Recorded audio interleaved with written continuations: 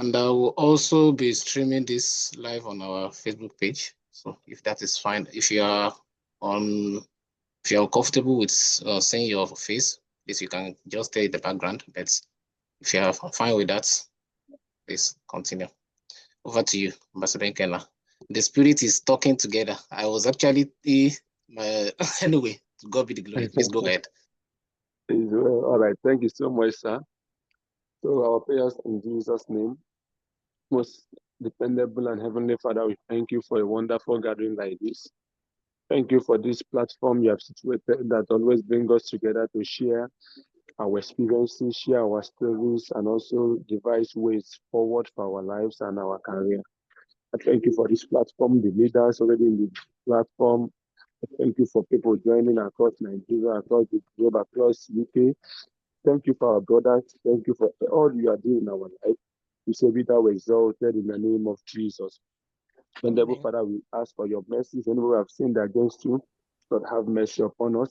Even as we go into the day's conversation, I pray, guide our deliberations, guide our conversations to the end that they will be fruitful and impactful, leaving us as better men, better women to advance your kingdom even in our different spheres and careers. We call our lives the blood of Jesus. As we go on today, Lord, I pray that you guide us and see us through. Thank you, dependable Father, to the end that the aim of this conference today will be a success. I know you have already done it to your glory. In Jesus' mighty name, we have prayed. Therefore, Amen. In the name of God the Father, in the name of God the Son, and God the Holy Spirit.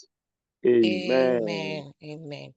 Thank you very much. Thank you. That was really wonderful. Thank you.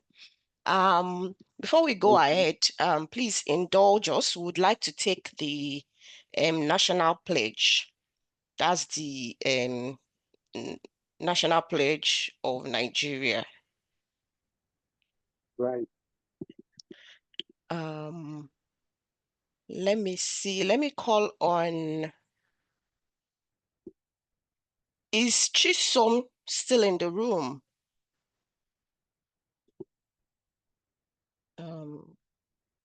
Bear with. Chisom, are you able to speak so that you lead us in the national pledge?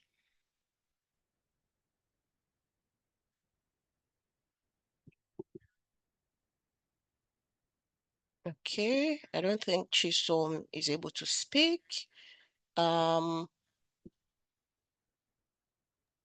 We can just all unmute and say it's all together. Okay. Okay. 2, all right, 3, so go. I pledge to Nigeria, my country, to be faithful, loyal, and honest, to serve Nigeria with all my strength, to defend our unity, and uphold our honor and glory. So help help me God. God. Amen. Amen. I sure will not sing the new national anthem too. No, that will be another time. Okay, sir. Thank you very much. Thank you, everyone, for that. And then we'll be moving to the welcome address and the introduction of the forum and the committee. And I would like to hand over to Ambassador Andrew, who is the president of the NSSPF, to give us the welcome address. Thank you very much. Thank you. Thank you, everyone. And thank you, Ambassador Dora, the powerful and dependable and reliable woman. We thank everyone for joining today. We welcome you all. I usually close, but I'm starting this time around. I will still close it with Professor Lumumba's statement that without the audience, we are only speaking to ourselves. So we thank everyone for being on the call.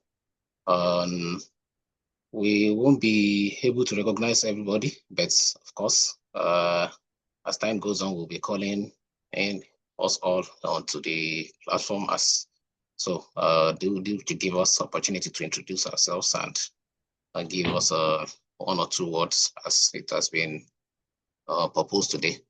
But going to NSSPF, like Madam Deborah have already said, It is a Nigerian Student Society President Forum. Every university in the UK has a society that they allow those to form. And then the Nigerian is also has its own, and to the glory of God, we covered like over 70 universities at the moment, out of the 115 universities we have in the country, in terms of those who are open to the international students. On our platform, we currently have over 71 past and present presidents. And then in this regard, we are representing all the societies across the UK. This is a collaborative orientation that we do twice in a year. That is every academic window. And the major academic windows in the UK is January and September. Although we have May bets, only few schools take that to heart, but the major academic windows are January and September. So which means we do this every January and every September. But to allow, each university has their own orientation, but to allow for those who are coming in or not quite early enough, just because of so many issues, visa or whatever. So we shifted to maybe 3 or 4 weeks after resumption. So at this time around, it is time for this occasion, and we welcome everybody. We've always been blessed by this. It's not just for the new students, even the old students pick a lot from this. And I am a living example of what I've learned. We don't just organize program, we also learn from it. And I can't count the amount of lessons I've picked that has really helped my journey in the UK, from all our speakers who are powerful people in their discipline, in their fields. And I bless the name of the Lord for their lives. And anytime we call on them, they are always happy to answer. And this time around is no different. So we hope we'll all pick 1 or 2 things from this and we'll be blessed at the end of the day. So we open the floor to the name of the Lord. We hand over the mic to the anchor today, which is Pastor Debbie, as she leads us in the program. Thank you. Thank you very much. Wow, wow, wow. Thank you so much. That was amazing.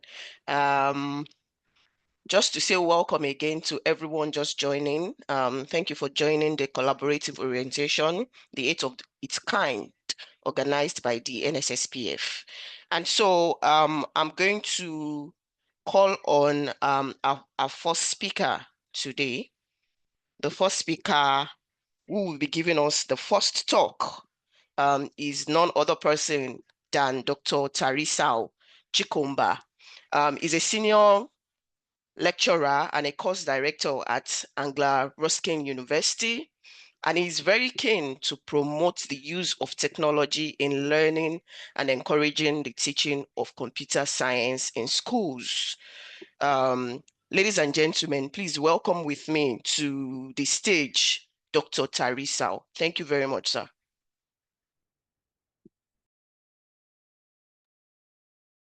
Hi, everyone. It looks as though I've chosen to sit in the very wrong place. Hold on, let me just see if I can improve the lighting.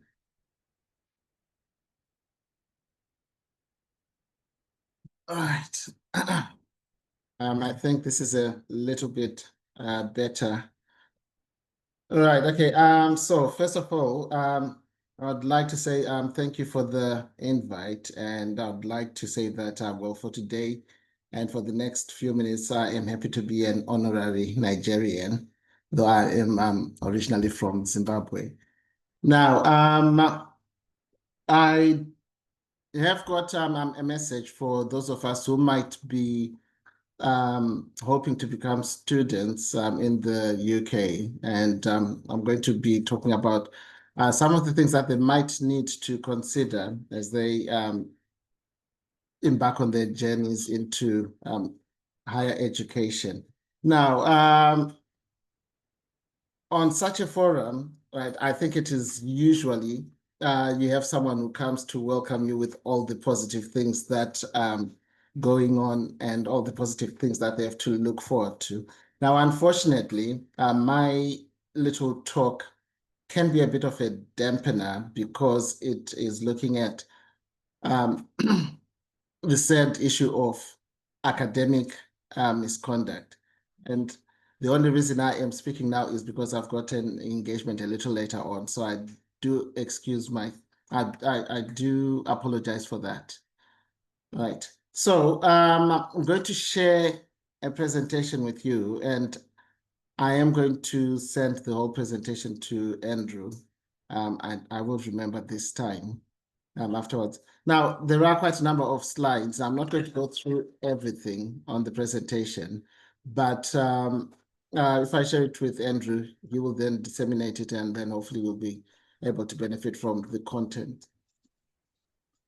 All right, okay, so just bear with me while I find the presentation.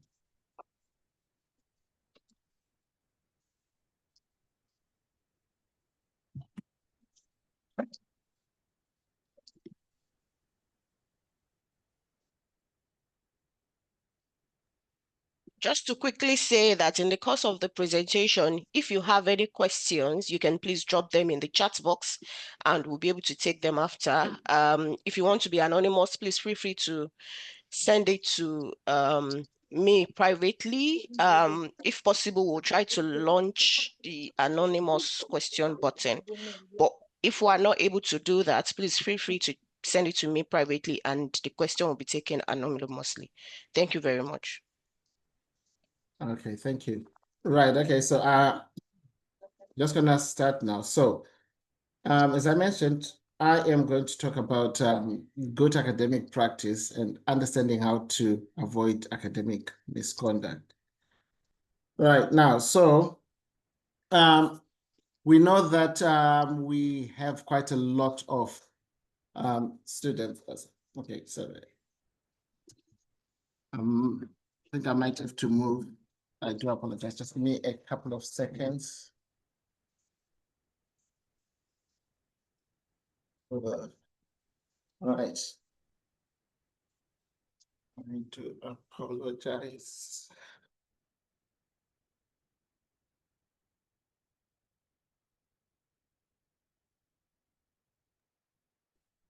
Just to say welcome once again to everyone joining us. Thank you for joining.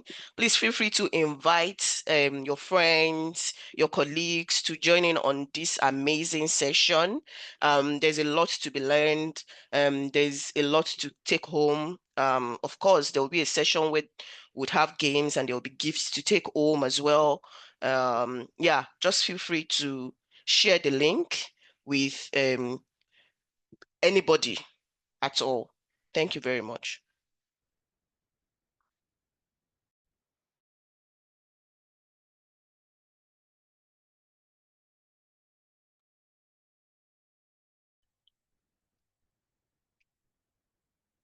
Don't forget that if you have any questions during the course of the presentation, any of the presentations at all, please feel free to drop your questions in the chat box. If you want to be anonymous, feel free to send it privately to me and we'll take the question anonymously. Thank you very much for joining.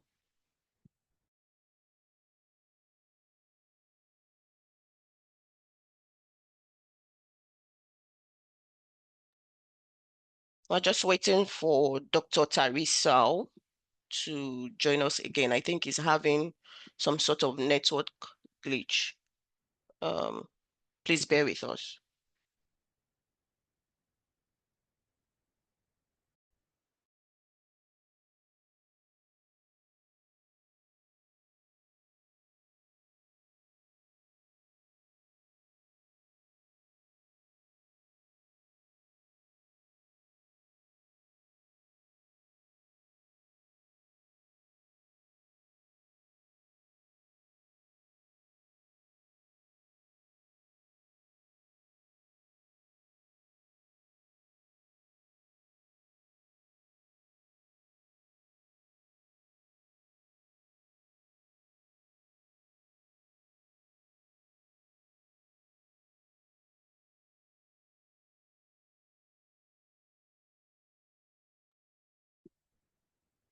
So just to do a special welcome to those joining from Yalgi, I would admit that when I saw in the chat box people saying they were joining from Yalgi, I thought it was a place. But I've just seen that Yalgi stands for the Young African Leaders for Global Impacts, all the way from Nigeria. Thank you so much for joining. I just want to say that you're in the right place at the right time. Yes, I'm very I'm unapologetic about that. You're in the right place at the right time. You're going to be learning so much from our different speakers. These are people with wealth of experiences, and they'll be sharing and speaking to us on it. Thank you very much for joining. We're just waiting for Dr. Tarisal to join us again. Okay, I think it's just about joining now. Thank you for joining.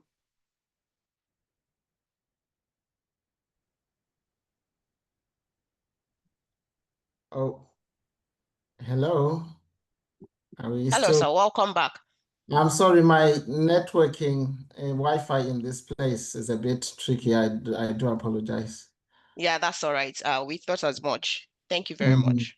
Okay, hold on. Let me just get back my. Yeah.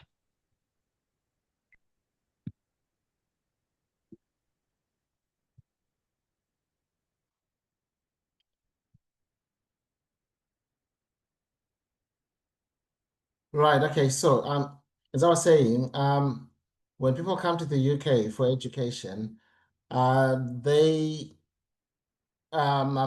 come in expecting, that high standard education that everyone talks about.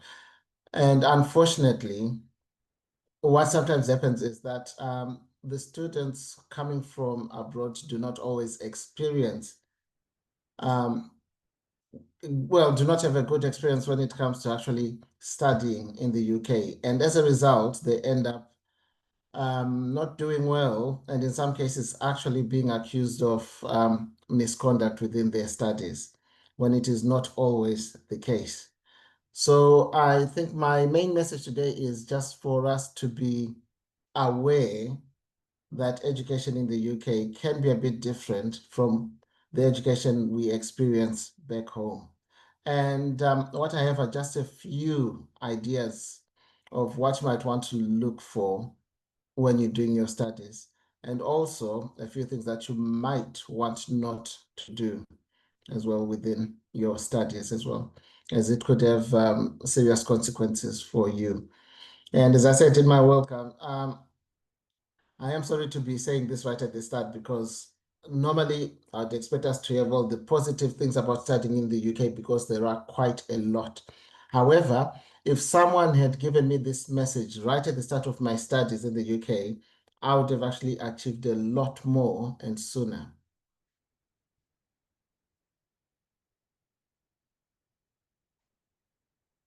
Right, so we're going to be looking at briefly why academic integrity is important, right?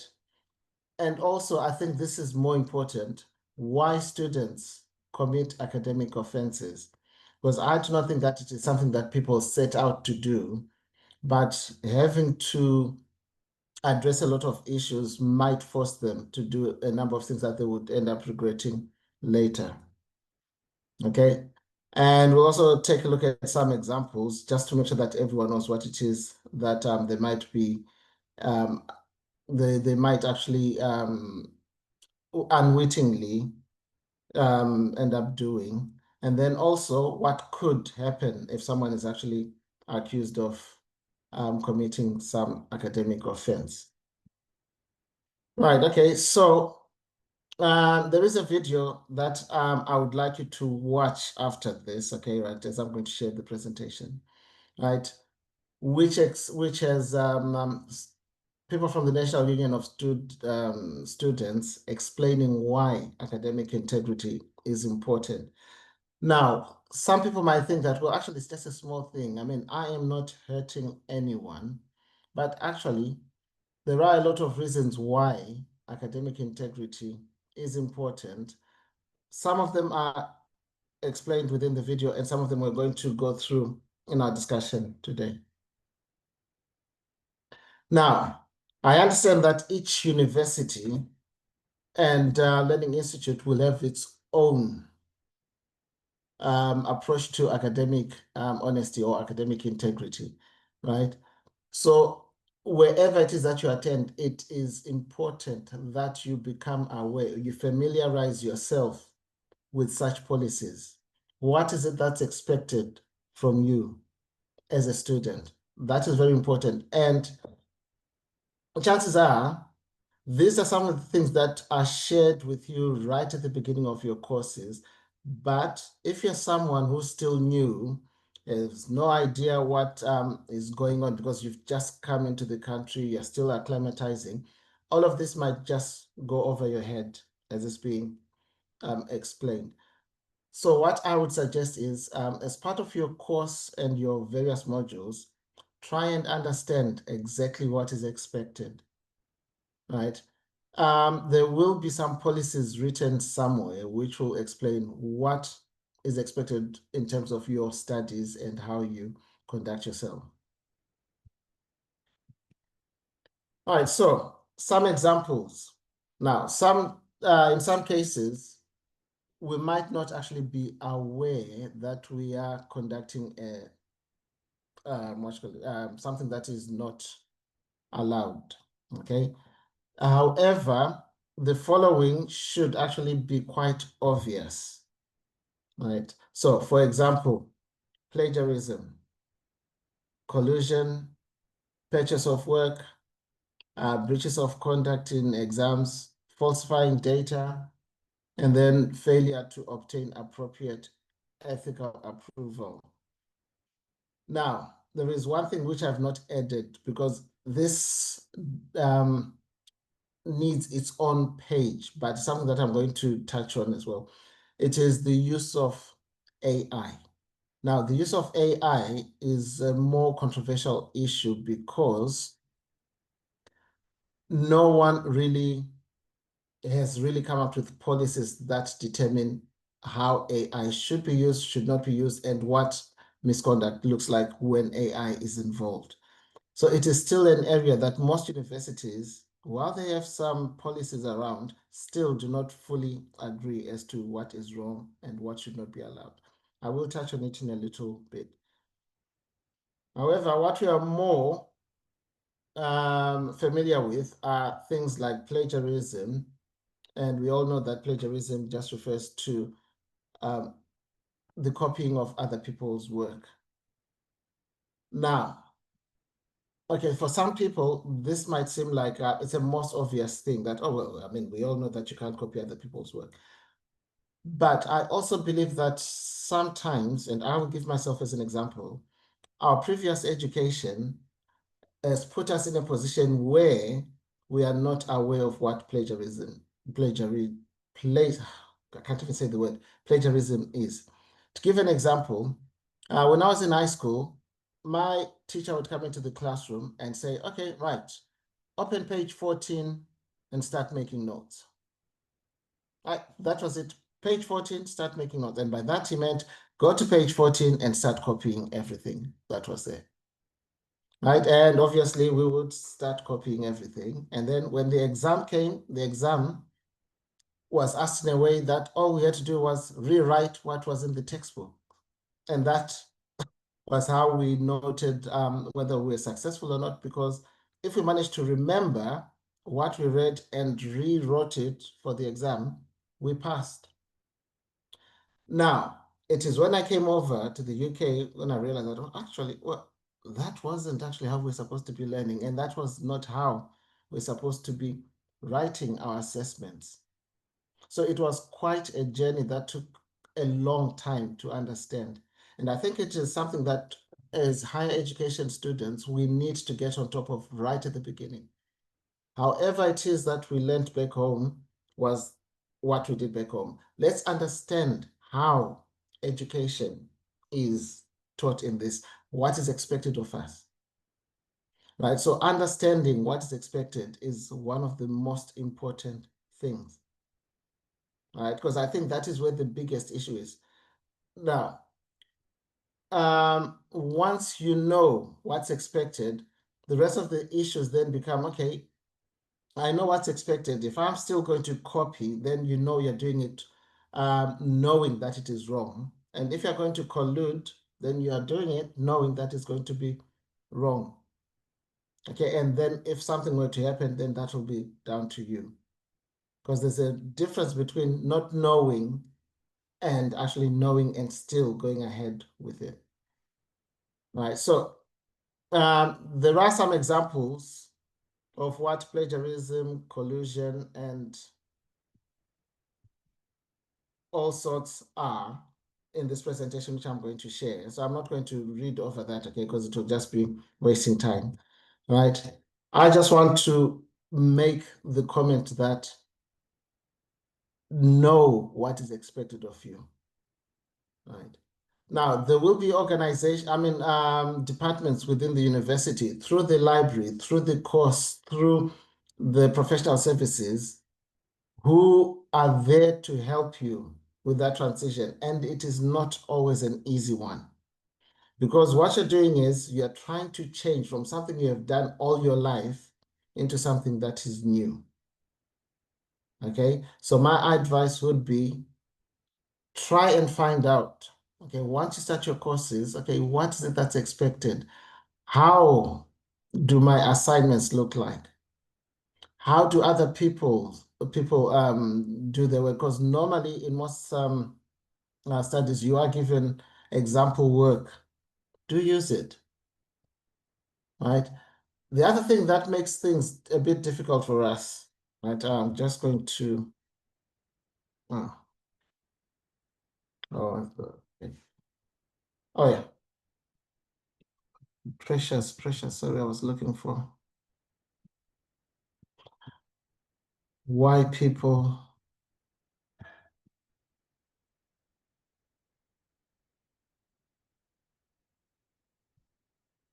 no, I don't have it on this one. Right, okay, the reason why people actually end up trying to plagiarize or sometimes collude with others or buy work, right? There will be a lot of reasons, some of which will be actually things like pressure from home, pressure to succeed, right? Now, we all know that once you come to the UK, a lot of investment has been made on that education. Coming to the UK as an international student is not cheap. The fees are more expensive than home students, and the cost of living at the moment is very expensive as well. Right. So when you put all those together, you have a lot of pressure on our students. And as a result of that, we find that some students, instead of actually attending their sessions, they end up working more than they should be. And because they're working more than they should be, they're not able to do the work that they're here to do. And as a result of that, they find ways in which to have their assessments done without taking away their time away from work. Right now, I'm not saying that that's what everyone does. I do know of a few cases where this has happened. Right, so it is just one of those things. Right, that pressure that we have from different sources, be it ourselves, pressure from home. Right, so we do need, right, to make a plan. Okay, yes, things are going to be difficult, but is it really worth being accused of academic misconduct and something that could end up actually with you being thrown out of a course? I mean, if the worst comes to the worst, because if that were to happen, chances are it will then affect your visa as well, if you're relying on a visa, right? So as we said, okay, there are quite a number of things which I'll just touch on. So there's collusion, which is when people collude or collaborate to produce a piece of work, right? And we've also got things like purchasing of work, right? And that is something that quite a number of students have been caught doing. And one of the easiest ways of getting caught out is when people compare the assignments that you submitted, right, with what you submit, which has certainly improved by 100%, right? And nowadays, there's less purchasing of work, but more use of AI, because it appears as though the use of AI has taken over and people are trying to use it to do work for them. Now, with regards to AI, as a teacher of technology, I mean, I love technology and how it can be used within education, as mentioned earlier on. And I think that AI is a very useful tool if used properly. That is the thing. So this is where you need to understand what your university's guidance on the use of AI is, right? AI has been around for a long time because when you think about it, things like spell check in Word, that's AI, and it's been used a lot, right? And it is something that we'd expect people to do to help improve how they write. But when you then have someone saying, well, Chat GPT, can you write an essay for me on da da da da da da da? That then becomes wrong.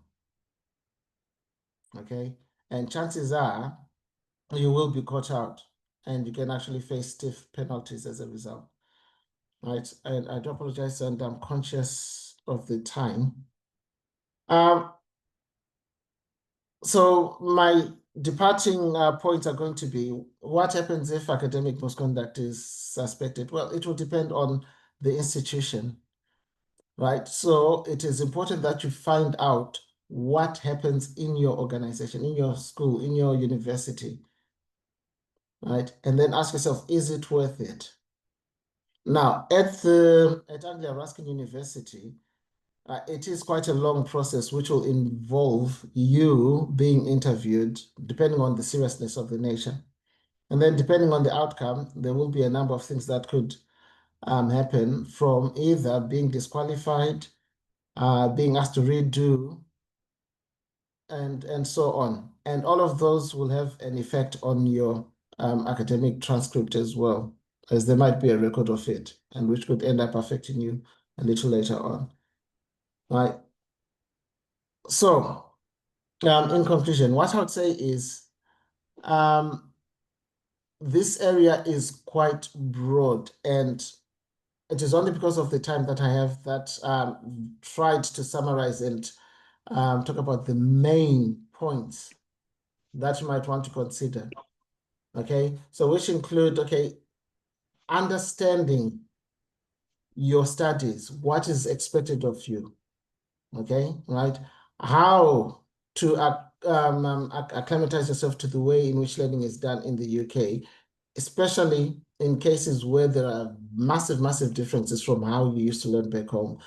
However, one thing I will encourage you is, as students from Africa, do not forget your roots, and as far as possible, incorporate knowledge from there, right? Incorporate theories from there. Okay, just because we're here in the UK does not mean that that theory from Africa, that example from Lagos or Abuja or wherever is not relevant. If used within the correct context, right, that actually shows your strength as a student, that you are aware that studentship does not just relate to theories and policies from the West, okay? But as long as you do it in an appropriate manner, then we should be okay. I do thank you, and I will share this presentation with Andrew. I thank you. Wow, wow, wow. Thank you so much for that, Doctor. Thank you so much. Really appreciate that. I mean, over 50% of new students usually would have this issue. Like I remember whilst I was the president of the NSS at my university, multiple cases like this of students that do not know. So rightly said, just like Doctor mentioned, you need to know what is expected of you, what is expected of you at your university, because I think Doctor mentioned it as well, to say that different universities have the different rules and regulations when it concerns academic misconduct and academic integrity. So it is very important that you know what your university says about it, or what do they want, from you. A lot of students do not know whether, because most of us from Africa, right? And it's honestly, it's good to study in group. It is even encouraged, even at the universities here, you can study in groups and all of that. But when it comes to actually doing the work, it is expected that you do not collude to do the work, because one way or the other, you'll be found out. And I've had different students say, oh, they studied together, blah blah blah, they did actually copy one another or something like that. In fact, cases of students that actually, maybe a friend will say, oh, please, can I just see how you've done this?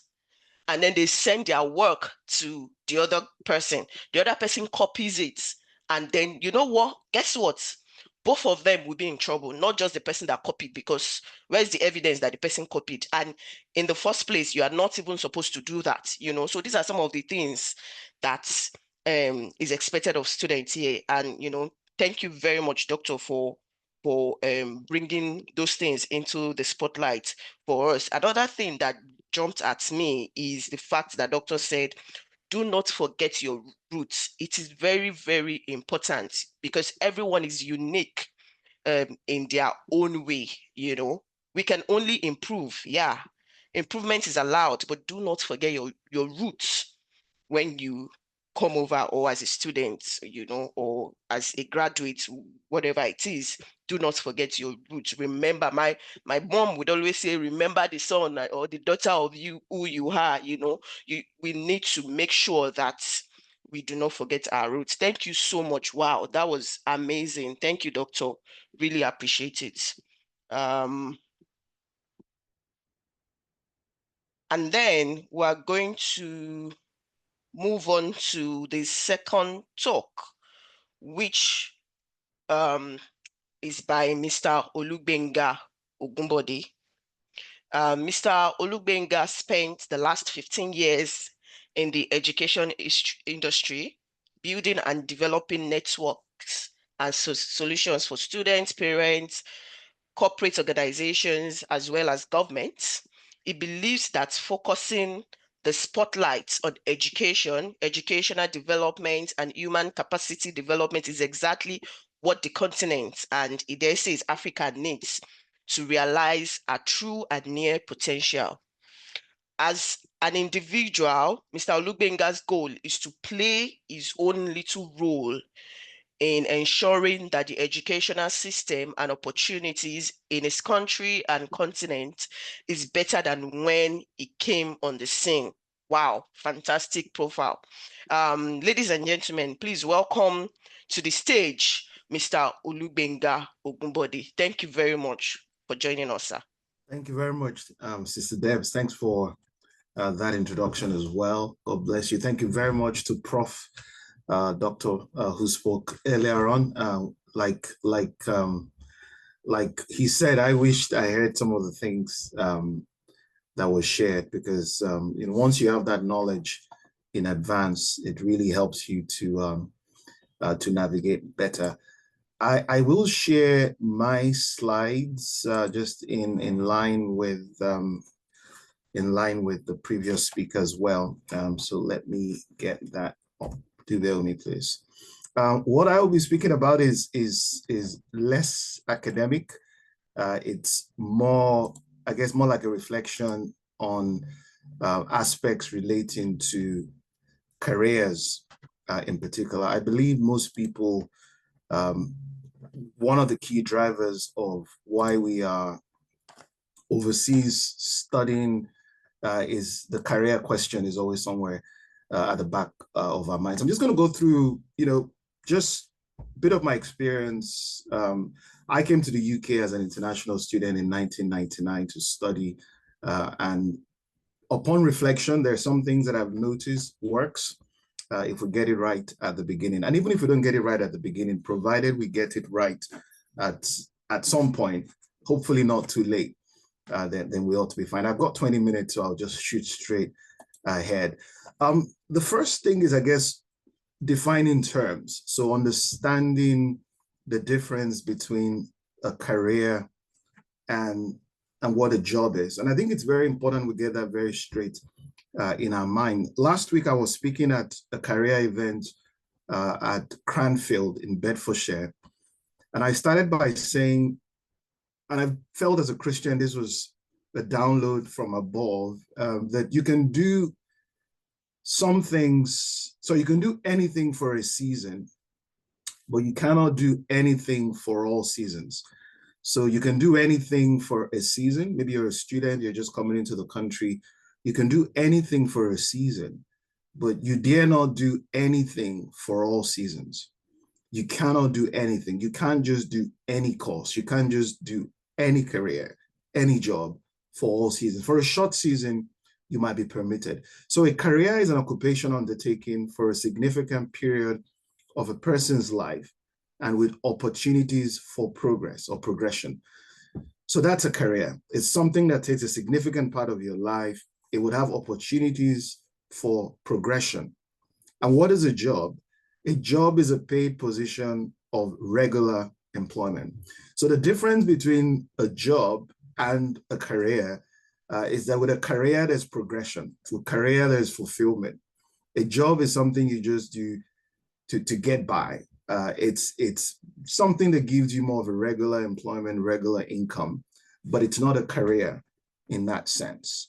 But as people who are just starting out, I must apologize. I know we're not all people of faith here, but I like to use the Holy Book just for some perspective. Matthew 16 verse 19 says, I will give you keys to the kingdom. And I believe for those of us coming to the United Kingdom, in order to succeed and prosper, there are keys as well, that there are keys. And often when we don't have those keys, we keep struggling, because if you don't have the keys, you're just trying to knock the door and knock the door.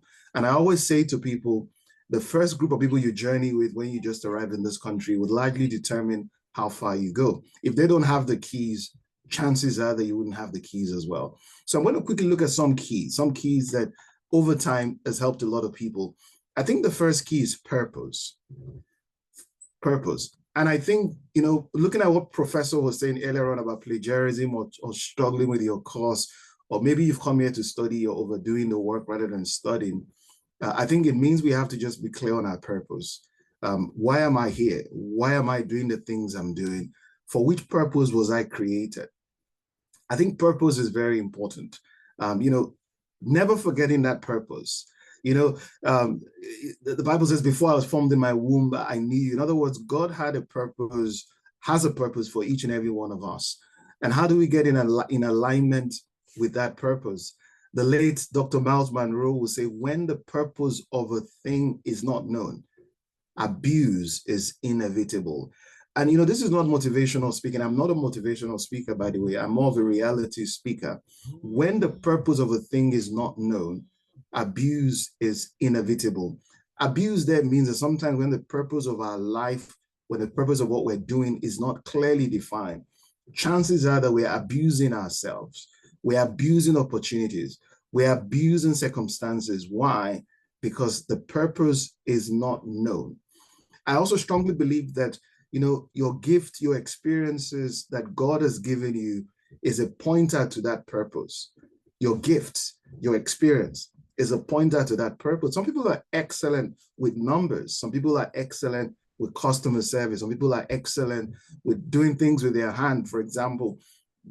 It's time to, whilst you're abroad studying, don't forget that purpose. Don't become one of these individuals who are just here to survive and they forget their actual purpose. We must, no matter what we're doing, even in the short run, we must never forget our actual purpose. So that must be the question always, particularly when you're in a dark place, maybe a place you're thinking I'm more than this. Keep asking yourself, for which cause was I created for? What gift do I have to trade with? What experience this, the professor was speaking earlier, saying some things you've done in Africa, Nigeria, Zimbabwe, that is still relevant. So just because you've moved to the UK doesn't mean those things are no longer relevant. So the first key is a key of purpose. Be clear as to your purpose. The second key is a key that I call location, about the place. And I was speaking last week about this as well, that there is a place for you. And that place could be Cambridge, it could be Chelmsford, it could be Dubai, it could be Nigeria, it could be anywhere in the world. These days I'm speaking to students whose visas are about to expire. They can't find COS, people are discouraged. And I say to them, my brother, my sister, if this is your place, the door will open. If this is not the place, try as much as you want to, the doors will not open. If it's not your place, you can knock all the doors, you can connive, you can do everything possible. That door will not open. And that's why it's very important that you find your place. Right down there, it says, when you find your right location, there you will find your allocation. There is a place for you. And part of that discovery of purpose as well is knowing your place. Knowing your place. Once again, I use scripture there, in Genesis 26 verse 2, it says, to the land I will show you. Many of us have come abroad. Many of us have come to the towns and cities we are in, but I'm not quite sure how many of us got direction as to exactly where we should go. And for those who are maybe job seeking, maybe it's time to broaden your net beyond the place you're currently at. Yes, you may have friends in London, but what if the job is in Scotland? What if the job is in Wales? What if the job is in Belgium, for example? Let's ask God to show us the place. Because often the fact that we're struggling is perhaps that we're not in the right place. It may be difficult, but until we move to the right place, we will not find that peace, because that right place also comes with peace. You just feel a sense of peace. Things start to happen on their own accord. Why? Because you're in the right place. The next key is a key of process. The key of process. And this is very critical, because this is where many people get it wrong. The process here means that whether you like it or not, particularly when you're living in a new country, you have to go through stuff. You have to go through stuff. You've got to start from somewhere. You're not going to start from that dream job or that dream career. You have to start from somewhere. And this is where people get it wrong. People say things like, when I was in my country, I was this, I was that, I was this. And the fact is, yes, in your country, but now you've moved location and there's a new process. The network you've had, you've got to build new networks. The knowledge you have to relearn, unlearn so many things. There is a process to go to. Sometimes people see somebody driving a nice car or a big house and they covet that thing. I want that thing, or I want to get that thing. But do you know the process that person has followed? The secrets of men are in their stories. And until you know their stories, then you may not necessarily know how they got there. It's a process. I was speaking last week. I said one of my first jobs as a student was working at Kentucky Fried Chicken on East Road in Cambridge. If you know Anglia Ruskin, is across the road. And that job, however demeaning you might think it is one of the best jobs I've ever done in my life. Why? Because that job taught me how to communicate with customers. That job taught me the sense of humor of people in this country. So even though it might be a low-paying job, but it was part of the process. So you must go through stuff to get to that destination. You wouldn't just start at the top. You have to climb the ladder from the bottom, and then you make your way to the top. So there's a lot of process. You must go through stuff, sometimes unpleasant, but at the end is what the journey. The next one is the key of people. And you see, on this journey, particularly in another country, you're going to need people. You can't do this thing on your own. You need others. And that's why community is very important. The kind of thing we're doing on this platform, in your university, try and stay in community. Don't do this thing on your own. Don't be a lone ranger. And that's why it's also good to be good to people. Be good to people, be courteous to people, be friendly, be generous to people, because in this race, you're going to need people. You can't do it on a solo trip. You're going to need other people. Carry each other's burdens. Iron sharpens iron. So one person sharpens another. So surround yourself with the right people. Join community groups. If you go to mosque, join your group there. If you're going to church, whatever you must do, make sure you're not alone. Make sure you have community around you. Often is when you have the right people around you that you get the right information.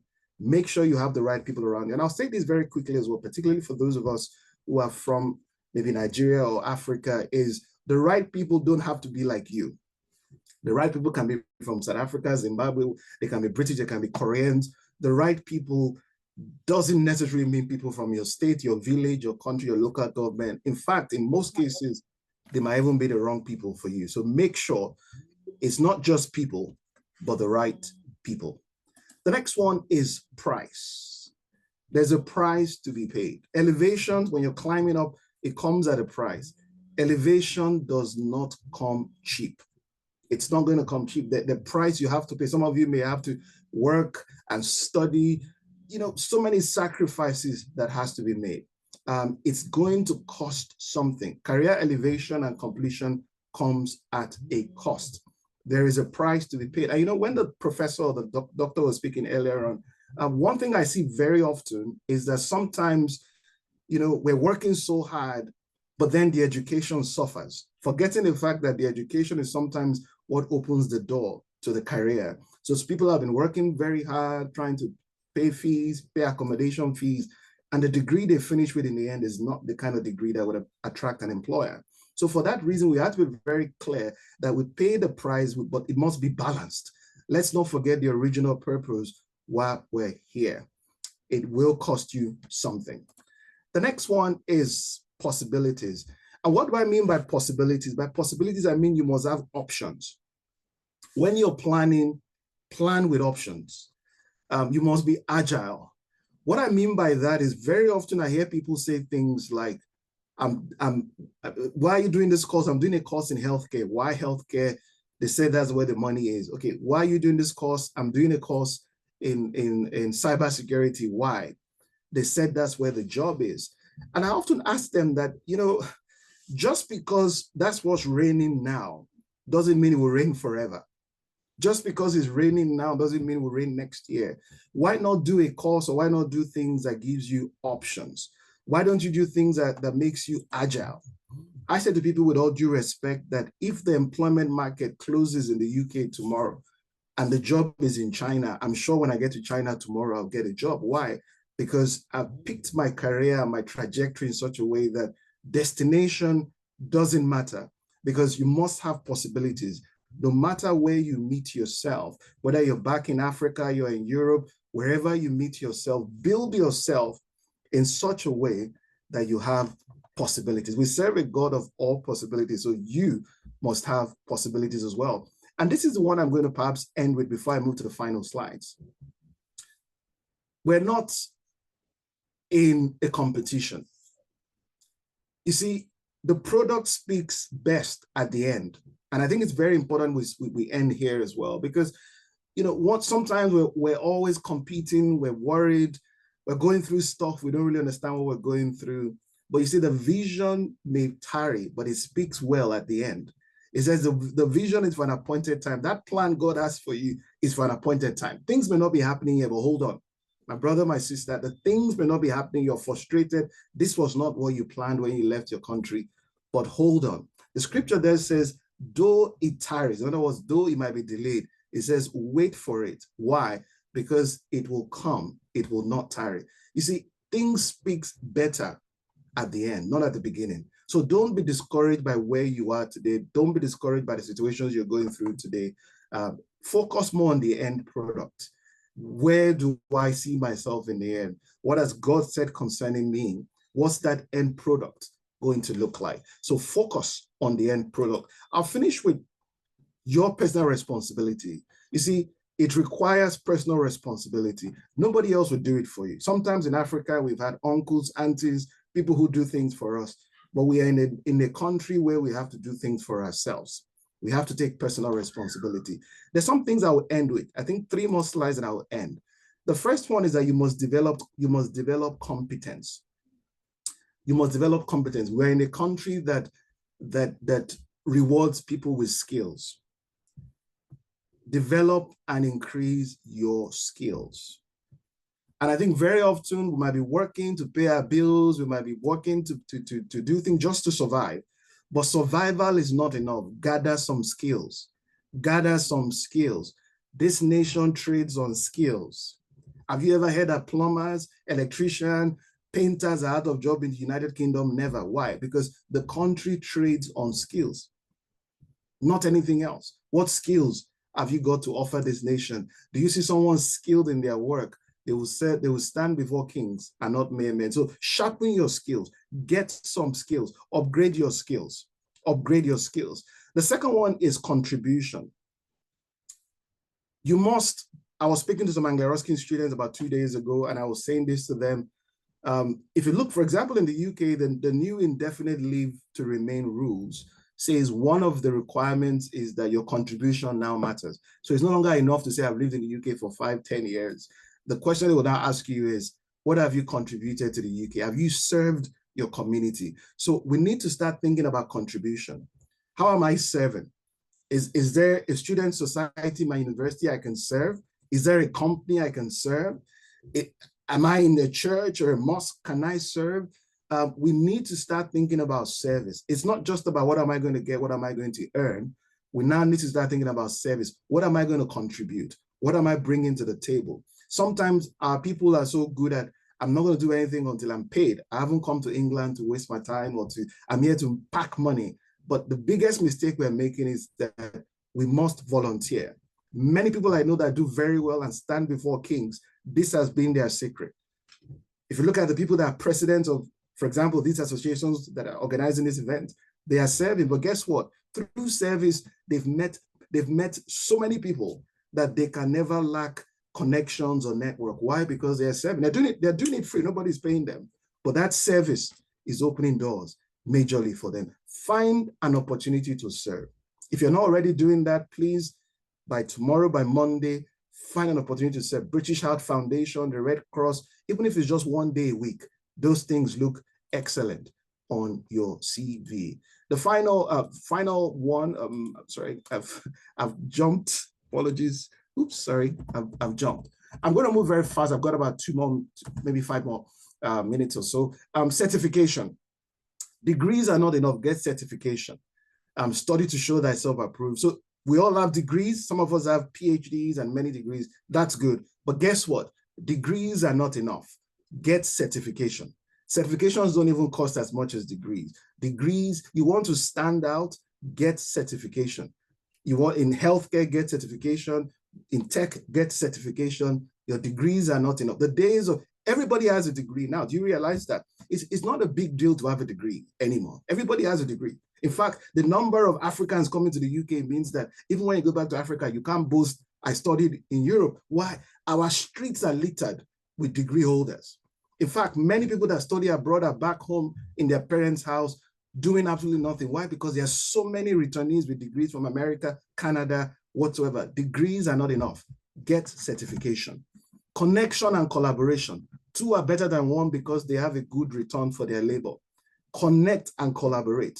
But please, they mustn't only be Nigerians or Africa. Connect with all people. The first business I set up in 2004 was a Chinese gentleman I worked with in Cambridge part-time that invested 30,000 pounds. Back in those days, that's probably like 300,000 pounds today in my first business. It was a Chinese guy I worked with at work. Very simple guy. But if I just kept in touch with Nigerians, because we like Nollywood and the same things, I may never have had that opportunity. So let's learn to connect. Let's learn to collaborate with others. Don't do things on your own. Connect with others. And this is the one I'll maybe move very quickly on. Culture shift. Guys, brothers, sisters, do not conform to your old pattern of thinking, but be transformed by the renewing of your mind. Sometimes the way we think is as a result of our culture and where we're coming from. There needs to be a shift in our culture and our thinking. The way we do things in Nigeria or Africa is not always the best. That's just the way we do things. There are ways they do things elsewhere. Like, for example, I've been to events, people say, well, British food is tasteless. I said, well, you can't say British food is tasteless. That's rude. What you can say is it's different. But for you to think your own food, your own dressing, your own ways, your own behavior is better than others, it's not right. It has to be, we've got to change our culture. Sometimes it'll be difficult to get jobs if we're thinking in that line. The final thing is this: confidence. You can throw everything away, but don't throw away your confidence. Do not throw away your confidence. It has a great reward. What that really means is that, you know, no matter where you get to, don't let anybody ever tell you, as a Black man, as a Black woman, some things are not for you. Most things I've started in the UK are things people tell me Black people don't do. In fact, I love those things. When you tell me Blacks don't do these things, it gets me excited. Why? Because I believe those are the very things I want to do. Anything you tell me Blacks don't do, Africans don't do, then that gets my attention. Don't throw away your confidence. It has a great reward. Don't let anybody tell you that you're not good enough. Don't let anybody tell that some jobs are not for you. Don't let anybody tell you some places are not for you. Nothing is off limit for a child of God. But remember, have confidence, yes, but build capacity. Don't just show up and say, I have confidence and that job is mine. No, you must have the capacity, you must have the character, and you must also have the courage to pursue those things. That's all I want to just share this morning. Mr. Andrew and the team, thank you very much, as usual, for inviting me. I'm always blessed to be at this event. It's always great. So thank you very much. Welcome again to all those who are new in Cambridge. And for the veterans who've been here long enough, I wish you all the very best, and make sure we keep helping each other, we keep encouraging one another. Thank you. God bless you all. Wow, wow, wow. That was wonderful. Thank you so much, Mr. Ogunbode. That was amazing. A lot of nuggets from that one. Thank you very much. And I see a lot of people were agreeing with you, you know, with different emojis. That was absolutely amazing. Thank you. Some of the things that jumped at me, you know, is that you can do anything for a season, but you shouldn't do anything for all seasons. So there's time for everything. There are seasons for everything. So you need to be make sure that, you know, your purpose is actually clearly spelled out. So it's okay to do, you know, the small jobs just to get by for now, but make sure that you develop yourself, you have skills, develop and increase your skills, connect with people. Do not be a lone ranger. Be good, be friendly, be generous to people, you know, ask God to show you the place. The fact that you're struggling could mean that that is not the right place. Maybe you are not in the right place. So you need to ask God to show you where your right place is. Wow, amazing. Thank you very much. And I think another one that jumps at me is, for example, the example Mr. Ogunbode made on the British food. A lot of us would say, oh, it's tasteless, just like he said.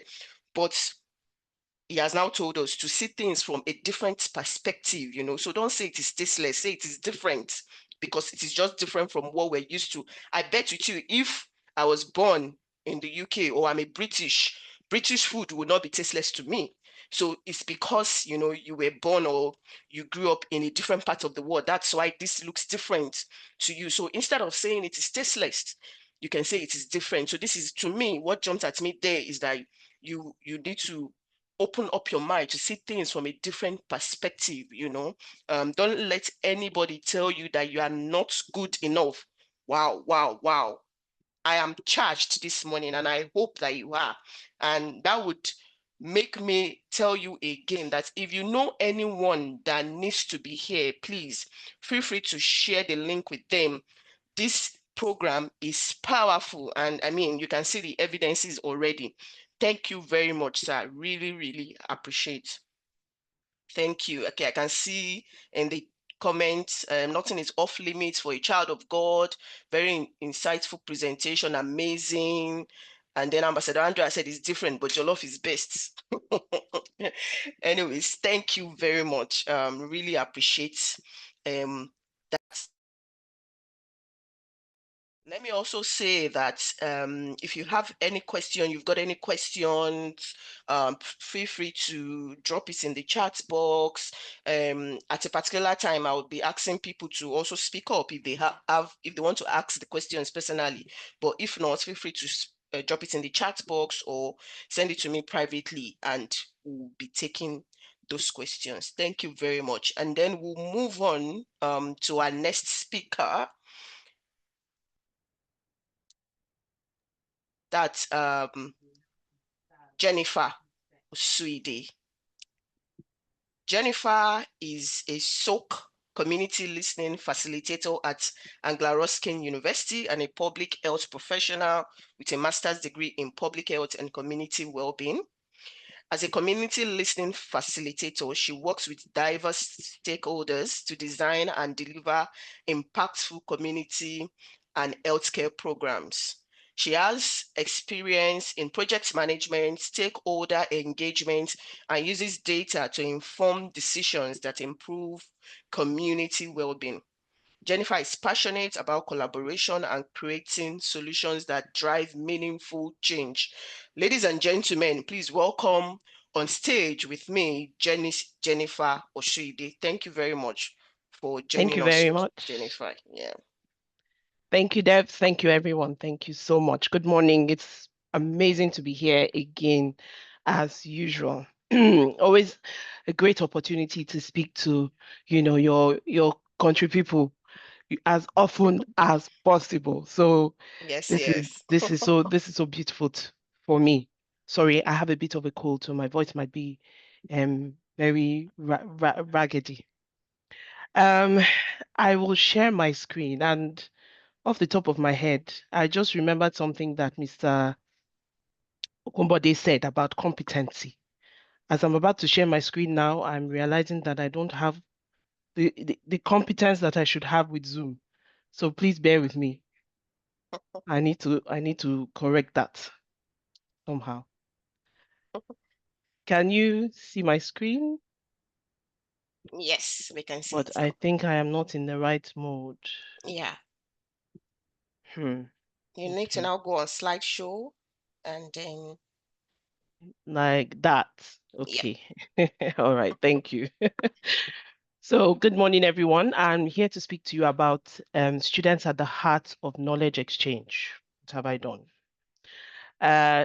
Short form SHOK. That is what SHOK means. Students at the heart of knowledge exchange. So, I'm here to tell you about what SHOK is.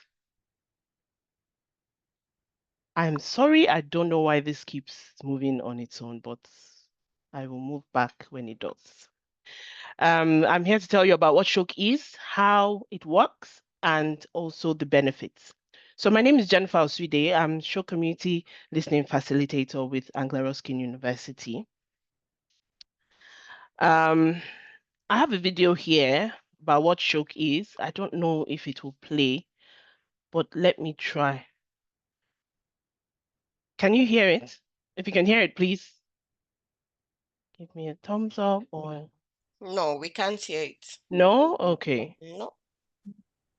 I think you have to try to share again. Whilst you're trying to share, there's a button that will say share sound. Share You need sound. You need Oh, to I click on that and see. then share. Yeah. Oh, wow. Competent. Okay. That's it. Okay. I'll start again and see whether you can hear. All characters appearing in this video. Perfect. Yeah. Any resemblance to real persons, living or dead, is purely coincidental. Meet Bob and Kevin, the dynamic duo of uni life. Bob, the chill bro with big dreams, and Kevin, the editor forgot to write a storyline for him. One eternity later. They both managed to graduate, and they strut into the big old corporate world, ready to make their mark. Kevin seals the deal, but Bob, well, let's just say the job market wasn't exactly lining up for him. But how did Kevin manage to get a job while Bob couldn't? The difference between Bob and Kevin was that while Bob was sitting around doing niche, Kevin was out there making moves by being part of SHOK. Now you're probably wondering, what is this SHOK? SHOK stands for Students at the Heart of Knowledge Exchange. It is a multidisciplinary space where students, educators, and external organizations join forces to solve real-world issues and make a positive societal change. What do we have to offer? KE Masterclass, immersive sessions led by Neil Daniel with over 40 years of knowledge exchange experience, shares a wide range of topics where students apply what they learn in real time, tackling challenges that professionals face daily. Practical collaboration. Through SHOK, Students can engage in practical collaborations with external partners. These agile formats allow for a hands-on approach to learning, bridging the gap between academic knowledge and professional application. So what's in it for you? Being part of SHOK is a great way to level up your employability skills, such as team working, problem solving, and communication skills. Don't believe us? Here are a few feedbacks that we have received from students who has participated in SHOK. Moral of the story: be like Kevin and participate in SHOK activities and level yourself up. So what do you say?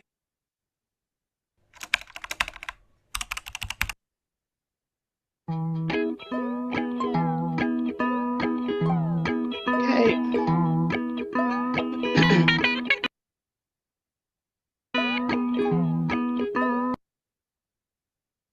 Okay.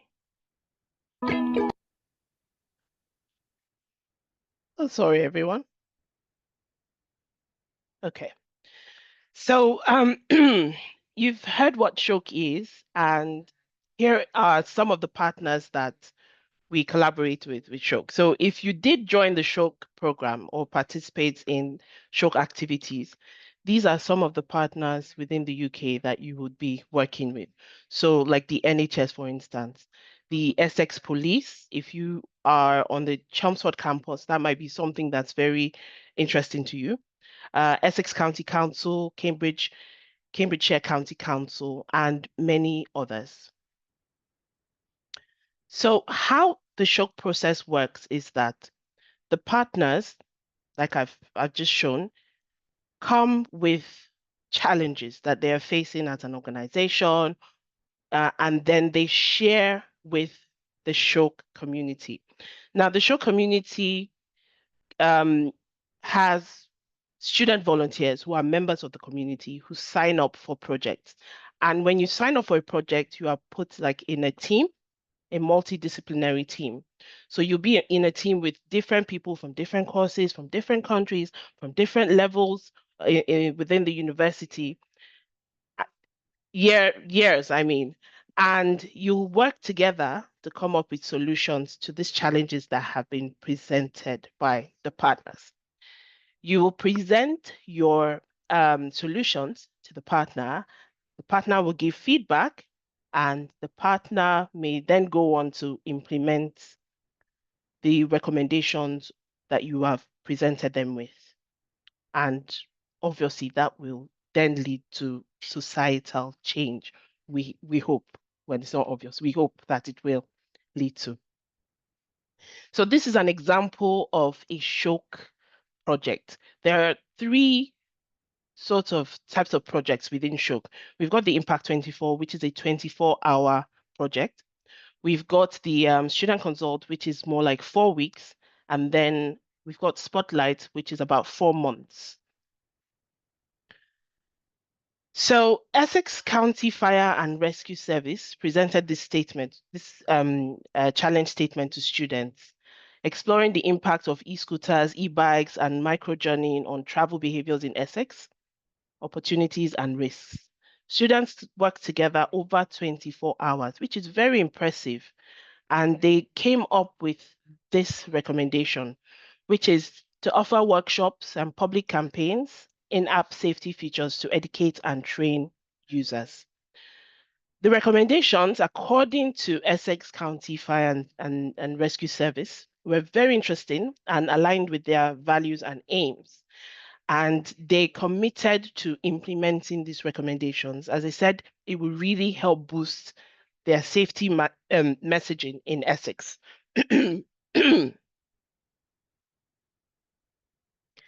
So you might be wondering, how does this happen? Like, SHOK, what would you need to do? Everything takes place online, which is very convenient for students because as a student, especially as a new student, you are still trying to, balance, to figure out your classes, work, to have that balance.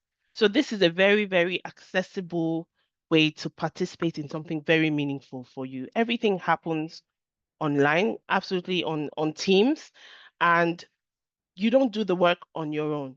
You get to work in a multidisciplinary team, like I said before. You meet new people, You begin to learn how other people think. And most importantly, I think one of the most important things for me about SHOK is that confidence that Mr. Gumbode spoke about.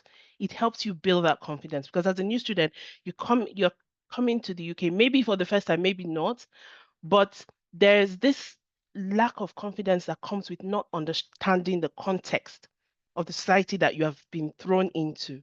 So you don't know if your skills, your knowledge from back home, whether they're valued here or they're valid, or whether they matter, that sort of thing. But participating in SHOK really opens your eyes to the value of you, that thing that you have inside that you can contribute to this society.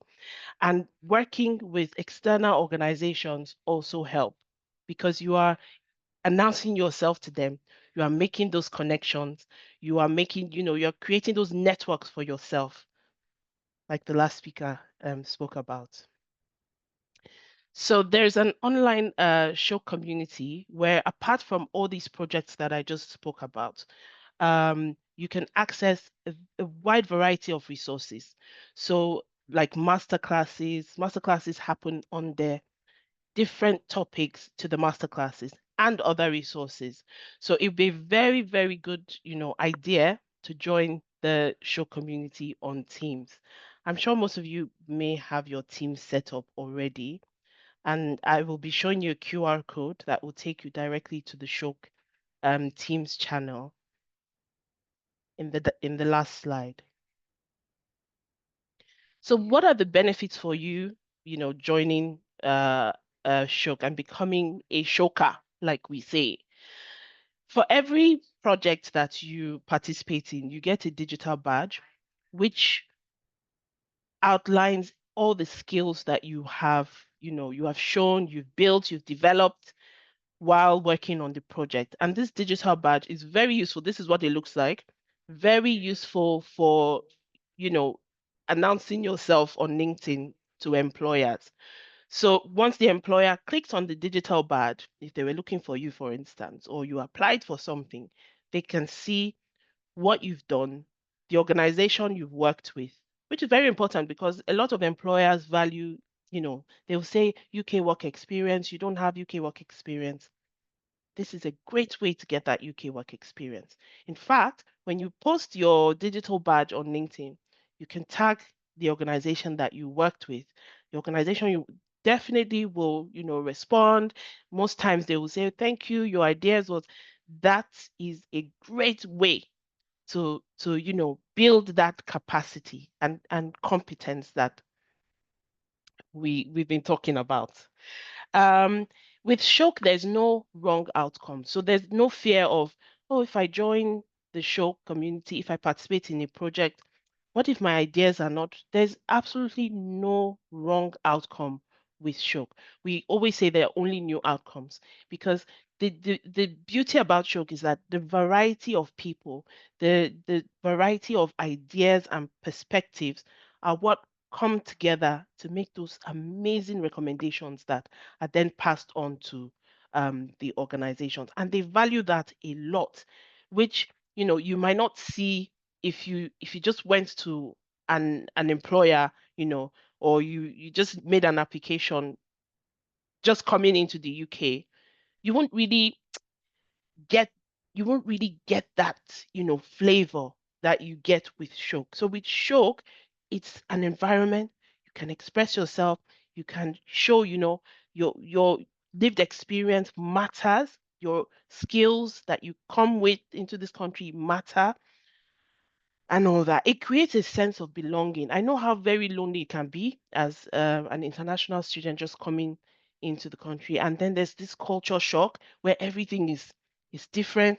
Back home in Nigeria, I will come out of my house, I'll greet everybody on the road, everybody that is passing, everybody that I just set my eyes on, and it's fine. They would say hello back, but my first week here was very difficult because I'm saying hi to people and they're looking at me like something is wrong with me or what's worrying this one, that kind of thing. So there's loads and loads of culture shock that you face, but the community that SHOK has is a very welcoming community. You'll meet people like you'll meet people not like you learn, all sorts of new things and how to interact with different varieties of people.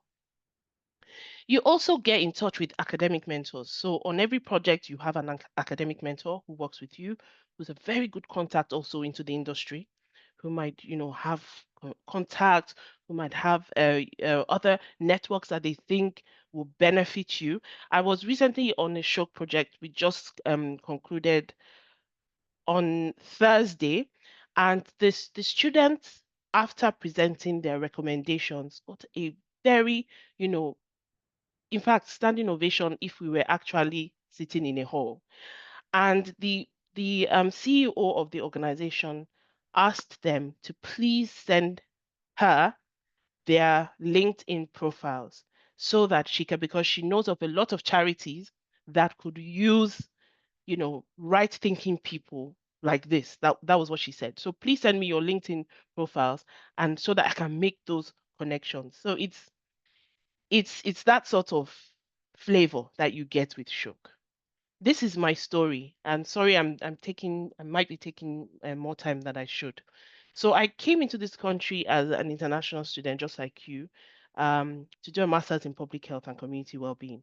My first lecture, I was introduced to SHOK by a very, very wonderful lecturer of mine who said, yeah, it's all fine and good. You're here, you'll be working, you'll be earning foreign currency, you are schooling, yes, but also you need these experiences. You need to build these competencies. You need to, especially if you have a purpose, like the last speaker said, if you have a purpose, you know where you're going to, you know what you want to do with your life. These are the sort of things, these situations that you need to put yourself in. So I was introduced to SHOK, and the first project I worked on was with Citizens UK, and they asked us, the challenge they were having was they work with a lot of undocumented migrants, and they find that this group of people cannot report crime because of fear of repercussions from the Home Office, of course. So they've given us this challenge, and they said, help us come up with strategies or recommendations. How do you think we could encourage them to report crime? And how do you think we can um, make the authorities see that it is a good thing for this group of people to be able to report crime, especially, if they've witnessed crime or they've been victims of crime, because if you do not report it, it keeps going on and on. And so my team and I, we worked on this amazing challenge. To us, we were very passionate about it, obviously, because I think about 4 out of 5 of us were international students, and so migrants. So we were very passionate about it. We worked on it and we came up with very, interesting recommendations that the partner said they had never thought of before. And as a result of that, they invited us to speak at the Chelmsford Founding Assembly for Citizens, Chelmsford Citizens, which is an alliance of organizations. So imagine the amount of organizations that were in the room. We had the opportunity to speak to well over 200 people in that space and talk about what we had done and the recommendations that we had come up with. And also in that space, there were candidates for the council seat, for instance. There was the police and fire crime commissioner in attendance as well. There were representatives from Essex Police in attendance. It was not just a place for us to speak about what we've done, which was a great job, if I may say so myself, but also a good way for us to introduce ourselves to the world and to get those contacts. And we did make a lot of contacts from that event. So much so that we were invited to a meeting with the then representative of Chelmsford, Vicky Ford, the MP, to further speak about immigration topics, which were very, fresh at the time. This participation also sort of influenced what I did with my dissertation at the end, because it made me start to think about, how undocumented migrants live, that sort of thing. And I can tell you that from my final dissertation, I have also built a network of people just by having my paper published in the Frontiers in Global Women's Health Journal. So it's an opportunity that keeps giving. That's what I'm trying to say. SHOK is an opportunity that keeps giving. And once you avail yourself to this opportunity, there's no telling, where you can go and what can happen from it. So this is a QR code to the SHOK team site. And once you scan it, it will take you to the site, and we will get the request on our end and approve your request to join. Yeah, so I think what I'm saying in essence, and I want to end with what the previous speaker said, because I think most of the things in that presentation were very profound, and they relate to everything that I've just spoken about purpose, about needing to surround yourself with, with the right people, having options and possibilities. You have to see those possibilities and opportunities and grab them, because God always, provides opportunities for his children. It's now left for you to seize the opportunity. Um, Developing your competence, very important. Networking, very important.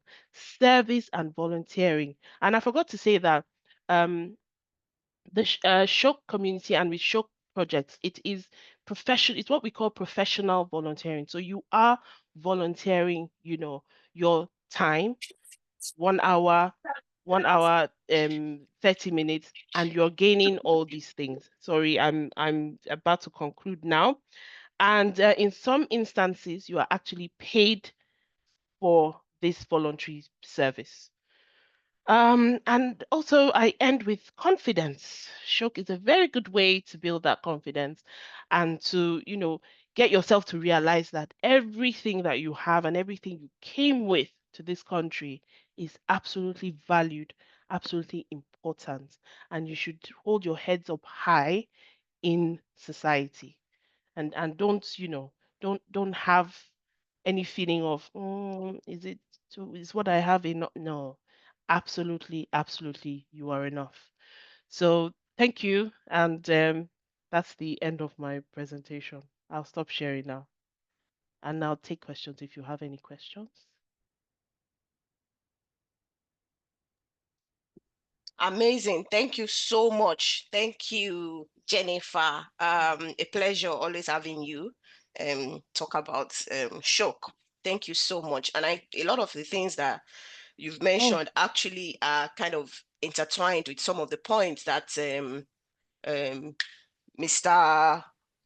Ogunbode was mentioning, during the Yes. session. You have to, this SHOK is actually a means or method for you to actually volunteer, which has now become important in the UK, for example. And if I dare say it's important all over the world, that's through volunteering, you get to meet different people that on a normal day you wouldn't have been able to meet. You get to also develop your skills, because that is also a skill.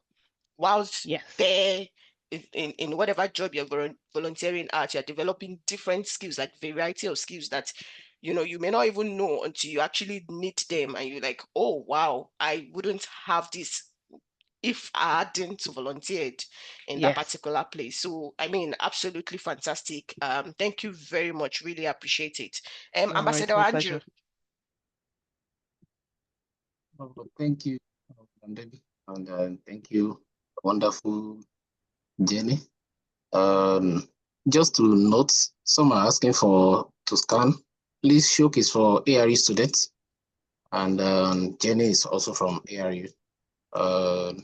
But like we usually say, almost all the universities, may not be able to use that general statement. Almost all the universities has one thing or the other that relates to this. But if you need help concerning how to connect with this, we've helped some of the students even from Greenwich University and different part of university to connect with a similar project like this that can help them develop in the university. what we is be an intermediary between the university and the students. And this is why we are here. This is what the society is meant for. Of course, as a Nigerian society, we go beyond that, but that's primarily what we usually do. So if you need assistance concerning your university, because there are so many people from different universities here. So if you need assistance concerning your university that relates to what Jenny has said, please just reach out to us. We will assist with that. But concerning SHOK is for ARU. So if you are scanning or if you are clicking, make sure you are ARU students before you are able to do that. And SHOK is, I must say, SHOK is one of the best programs because anyway, maybe I'm using the sentiment of my university. It's one of the best programs for students in the country. And so not just sentiment anyway, many universities are already trying to look into to study what SHOK is about and adopt the same method. And SHOK is also extending to, they are building partnership with even Nigerian organizations. We developed something, although we are still working on that, SHOK Africa, but through that, they are also building connection with Nigerian organizations, which can help even the Nigerian students who are coming from to get connected to organizations back home. And the same with other African countries as well. But like I said, SHOK is for ARU. So Thank you. if you Thank you need for clarifying. we'll assist you on that. Thank you.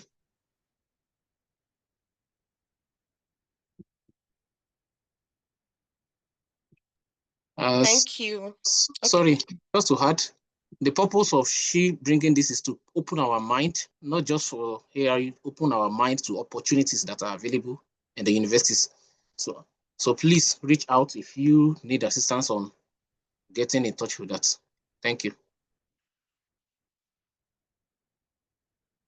Yeah, fantastic. Thank you very much. Ladies and gentlemen, that was Jennifer from ARU talking to us about SHOK. And like Ambassador Andrew rightly said, this is just an opportunity to open up your mind to opportunities. And I think all of the speakers that we've had today have mentioned things like on opportunities. You have to open up your mind, see things from a different perspective, and know that you can actually do these things.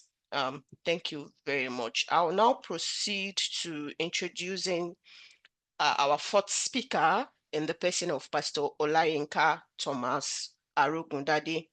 Pastor Olayinka is a qualified health and social care professional with over 14 years of experience.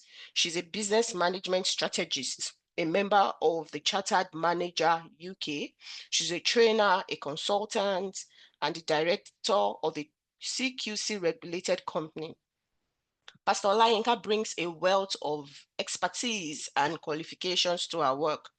She has a proven track record of creatively working with businesses, conducting compliance audits, performing mock inspections, managing CQC registration, analyzing training needs, delivering training, and promoting employee capability development. Pastor Olayinka is also the founder of Black Women in Care, that's the BWIC, an initiative inspired by the challenges and discrimination faced by our colleagues in the health and social sectors.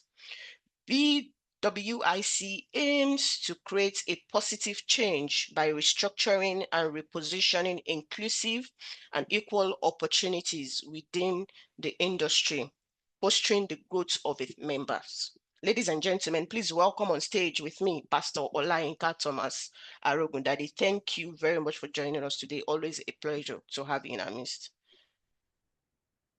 Thank you very much, Sister Deborah. Thank you very much. Good morning, everyone. I hope that we are all doing great. It's been a pleasure. It is a pleasure to be here this morning as well, Wes. And I would like to say thank you to the previous speaker, the last speaker as well on SHOK. If I was a student, I'll be so excited to join the group. So I would encourage us to please, if you are a student of ARU, or if you're not, maybe you look for opportunities also within your university. A lot of things that I plan to say has already been said. I mean, if we start if I should start to say some few things now, that probably something that you've heard before. But also, it's also good to, you know, to remind ourselves, because sometimes we just need a bit of reminder of all those words, of all those things. So I would be saying a few things. They may be interwoven to what Mr. Dr. Olubenga said. But most importantly, is to actually get us to take action. Is to actually get us to take action. So whilst thinking of this platform, I'm aware I have 20 minutes. While thinking of this platform and then just thinking of what do I say, I had two things in mind to say, which most of it, one of the first one is closely related to what Mr. Olubenga said. But this morning, I was reminded of a thought, you know, and it came from the discussion that I had with somebody that had already spent a lot of time in this country. They've spent a couple of years in this country, and things seems not to be moving for them. So that got me to reflect and to think, what could be this, you know, what could be the situation? And this person has got a degree, that they already, you know, finished university, they've have work experiences, and it just seems to be going round the circle. So that's why I'm going to, first of all, post these questions in the chat. I would like it to be very interactive, as I said. The previous speakers have been so amazing. So, and I hope that we've gained one or two from them.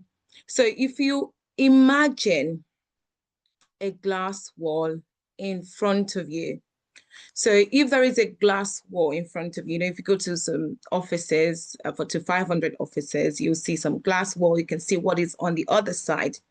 So if you go to it, if you imagine a glass wall in front of you right now, and you can see success on the other side, you can see confidence, you can see opportunity, you can see peace, but somehow you can't walk through it. You can't walk through that glass.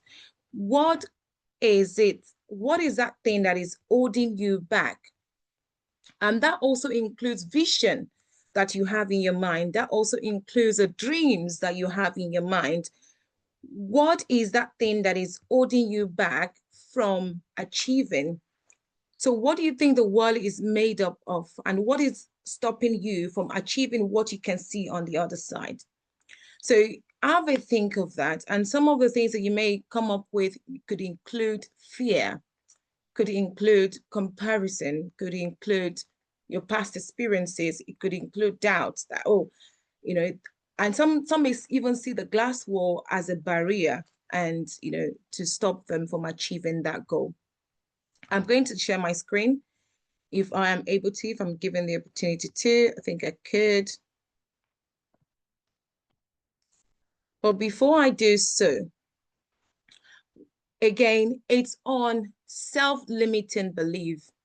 And I tell you what, there are people on here today.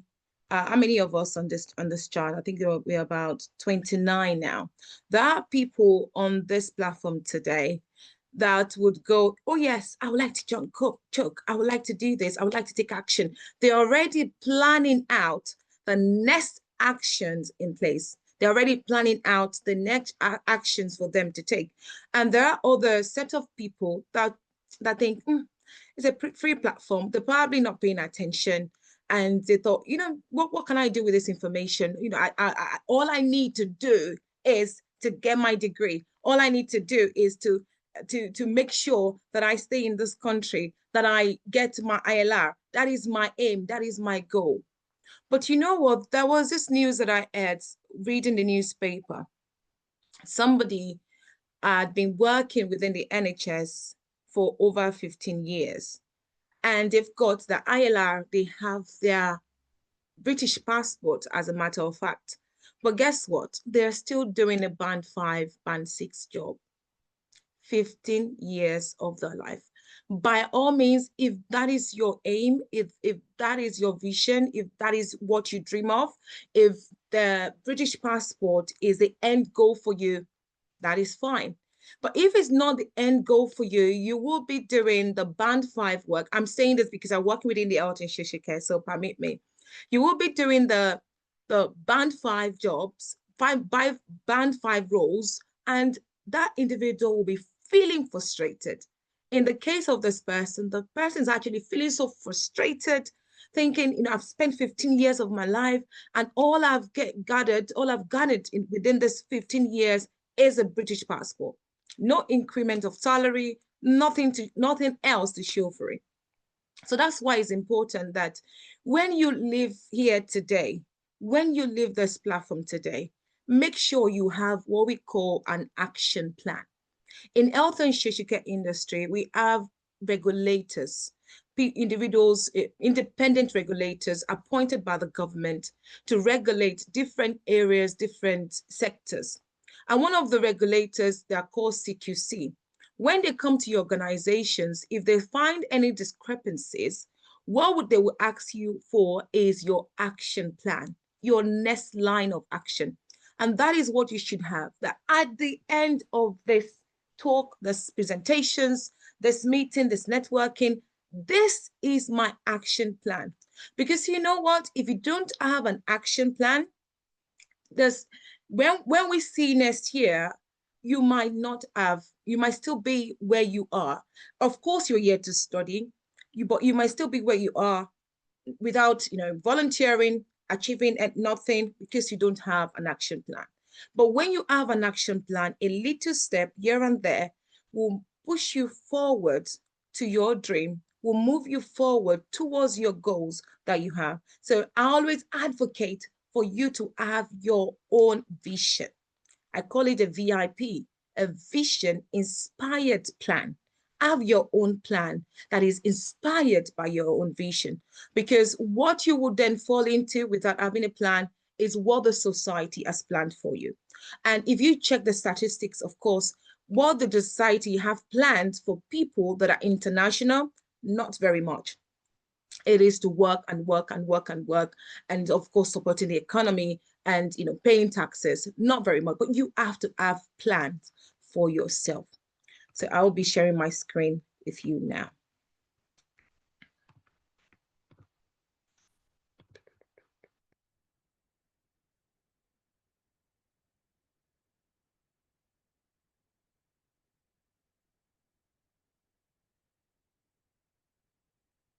So I hope you can see my screen. So some of the discussion that's already been mentioned, I will ensure to skip because of our time, so we can spend some time also together. Okay, so this, I've titled it the dominion flow, because that is an injunction, that is an instruction given to us by God in the book of Genesis chapter 1 verse 26, said, and let them have dominion. So when you have is an instruction, so it is not a maybe, it is not a maybe you can do it or maybe you can do it later. It is an instruction given to us by God, and each and every one of us will be accountable for this instruction. So let them have dominion. And coming into a new country, coming into a new space, into a new environment, you may be thinking, how do I have dominion? And that's where we have this dominion flow. And I will be, looking at this one by one. So it is a 7 phase following the dominion effect, and it's to help you to evolve from the survivor mentality to an adaptation, to influencing and impacting. Because one thing that happened when you come, I also came as a student, by the way. I came as a student over 15 years ago, and I came to a college. And of course, the first thing that comes to mind is, how do I survive? How do I get a job? How do I survive? How do I maintain myself? How do I pay school fees? How do I pay my rent? How do I do this? And maybe people back home. But if you have this dominion framework, you'll be able to evolve from a place of survivor and adaptation to actually influencing and impacting your environment. And I said this with Kev. I was looking, I saw a post online, I actually reposted it, which was on my LinkedIn page. How many of us, maybe, I don't know if you've been here in this country, but how many of us got a text from the government about the safety alert test? I think it was around July or August that the government sent a safety alert test to everyone. Did you know that that was as a result of a student in this country? As a matter of fact, is Black, is Nigerian as well. It was as a result of that. And of course, just what the CHOK, what the CHOK is about. And he tendered it to the government. And they thought, well, actually, this is something that we could do. Imagine he has to move from a place of survivor, not influencing a country he was not born in. So we'll be looking at each of this letter and how can you move from a place of survivor to creating impact and now influencing that country. The first one is to discover. Discover your identity, discover your purpose, discover your phase that you are in. Know that it is an individual journey.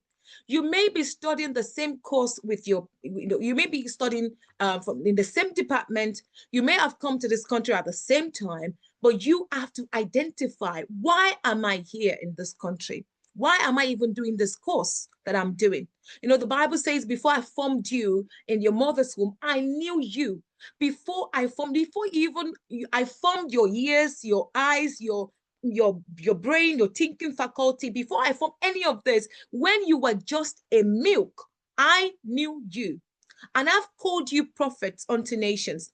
So you were formed from disorientation. You then need to have your own discovery. And what are you focusing on to discover yourself? What are the skills that you have? What is your own passion? What is your own calling? You have to carry out what we call a self-assessment of yourself. Self-assessment. What are my skills? And that's why the first speaker mentioned, what you've learned back home, you can bring it here. What is it that is lagging in this environment that I can bring in? Is it my culture? Is it my traditions? Is it, because, there is something about what we don't understand. Sometimes we try to blend into sort of their own culture. We try to blend in everything. Of course, someone mentioned about food. Food is good. But we try to blend in and just forget where we come from sometimes. But even our differences can make us outstanding. Our difference can make us outstanding. So you need to journal as well. And of course, pray about your identity. Seek mentorship. I cannot overemphasize on you having a mentor, but you can only have a mentor if you know the area that you're going. So if you don't know yourself, you may get a mentor, but they may not be helpful for your journey. So you need to get the right mentor, seek mentorship, a pastoral covering as well. And also, when I was speaking to that person, I said, the person was feeling quite frustrated, been here for a long time, because the person still sees this land as a foreign land. I'm in a foreign land, and so I'm sure people on this platform, you're still converting the pounds. That okay, 20 pounds, that is about, I don't know, maybe that's about 20,000 naira. So you are still classifying this country, and that's why the Bible says that pray for the land that you reside, because if that land prospereth, you also shall prosper. So whatever prayer that you want to do now, you need to start praying for your community that you currently live in, because you are in this country now, not Nigeria for now. You are in this country, and if you live in excess, if excess prosper, you also will prosper. So reframing your mind, reframing your words from being a foreign land to your own divine classroom. This is your classroom now that the Lord has placed you in. So you are not displaced. Say this, you are not displaced. You are divinely positioned into that place. Because you remember how many people applied for a student visa? How many people applied for visa? But then you were appointed, you were granted this visa. It is for a purpose. So you have to discover that purpose, identify that purpose. And the other one is observation. The Bible says about the sons of Issachar, they had the understanding of the time and season. The sons of Issachar knew the times and season. If you are in an environment, in a university, you need to observe, adapting and understanding the phase. Observe the system. How do they study here? That's why the first speaker mentioned on plagiarism, the mention on AI usage. How did they study here? Because what works back home, so I know that some people may be may not be from Nigeria, but what works back home would not work, may not work here. And most of the time they would not work. In terms of the education system, in terms of healthcare, in terms of leadership. So you need to observe what is going on in your environment. Ask questions. Be the one, as a matter of fact, they can ask you, they can tell you you're too no. Be the one that asks questions. If you don't understand anything, ask questions. Sometimes when I travel, I still ask the bus driver questions. Like, sorry, this is where I'm going to. Can you please show me? So if I travel to a new place, I'm in the train station, I still ask questions. So please never be afraid to ask. With that same accent that you have, ask questions. Build cultural intelligence and awareness. They said by law, I knew it not, it is not, it's not an excuse in law. You need to build the cultural intelligence in this country and also create awareness. Learn professional communication. So in as much as, yes, my accent is good, this is where I've been speaking for so many years, and this is who I am. Learn professional communication. There are some words that you may not use in a professional environment here that has worked back home, but it will not work in this country. Like somebody was sharing that there was a culture shock within their organization, and that somebody was going on maternity leave and they gave the person 50 pounds and they were shocked. Like, how did you get 50 pounds? Are you sure? Because they see it as they may think that you is money laundering or being fraudulent. Where did you get that kind of money from? Because their own culture, 10 pounds voucher, 5 pounds voucher is enough. I mean, they will even say, are you sure you want to give me this? And also be mindful of the kind of words you use for your colleagues, because it may be classified as an abuse. So be mindful of the way you communicate, even with your colleagues, your fellow students in school, because it may be classified as an abuse. And we have different kind of this in SHK, they call it nine protected characteristics. We have different kind of abuse: sexual abuse, financial abuse, organization abuse. So we have to be careful the kind of words that we use. Observe mentors. Within your university now, when you start your university, there are people that you will see like, I can speak to this person. Never be afraid to walk up to them. Never be afraid to walk up to them. And of course, if you're walking up to a mentor or to any leader within any sphere of any environment you may be, don't walk up to them because of what you want to get and learn from them. That, yes, it's all about me. Walk up to them with a proposal of what you can also offer them. If it's with your time, if it's with your ideas, and that's why, one of the things that Chuck mentioned, if it's with your time, with your ideas, with your research, with your skills, have something in mind to also give back to your mentors. Whereas they would pour into you, they would enable you to join that network, they may introduce you to that networks, which can help in your elevation. So observe mentors and leaders. You have to move to reacting to a reading environment, because in Nigerian culture, when people hear, hey, what do? You run towards that side. You don't even know why people are running. You don't want why they are saying A. What you do is just react. But you have to move from a place of reaction to you observing, like the sons of Issachar.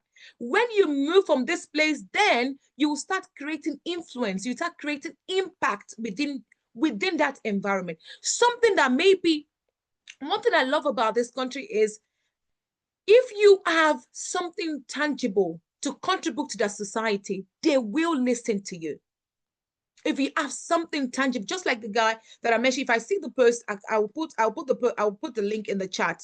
If you have something tangible, whether it's a research, whether it's a skill, whether it's an idea that you have that can create an impact within this country, they would listen to you. So, and of course, you need to observe this area. You need to observe your environment before you can come up with this thing. So stop reacting, start reading the environment, master your skill. The Bible says that you see a man that is diligent in his work, he will stand before kings. I've seen a lot of people starting platforms and then getting OBE, MBE, getting recognized by the king. So you have to move from a place of learning to leading yourself. Focus on continuous professional development. I know, I understand you're currently studying master's degree, but after the master's degree, what next? Someone asks, okay, I've just finished this course. I said, what did you study? Project management, MSc. Okay, great. Now, where do I work? And then the person is now looking for COS.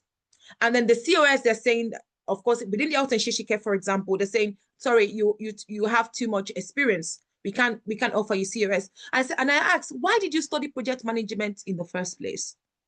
Oh, yes, they said it's good when I come here, I'm able to get job opportunities. And okay, whilst you were studying, did you actually volunteer within, for example, SHOK? Did you actually volunteer within a charity organization, a community interest organization, within any company that will give you some experience? No. Okay. And now you've just completed your MSc in project management, not looking for work, and they need job experience. Your continuous professional development is very important. I always say to people, attend conferences. So in conferences, maybe organized by your university, organized by the sector that you want to work in, please attend conference. Some of these conferences actually offer free CPD points, which would help you with your CV. So please seek feedback and refine performance as well. Seek feedback from your colleagues. If you're currently within an organization, maybe you have your 20 hours or you want to start working with an organization, always seek that constructive feedback. Take small leadership opportunities.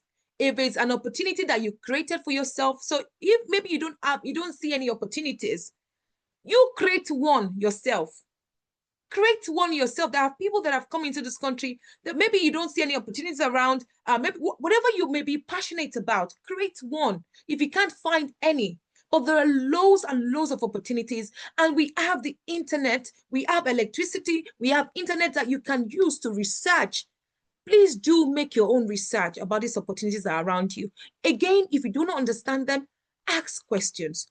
Build a brand of excellence. Imagine the key word from that Bible passage is diligent.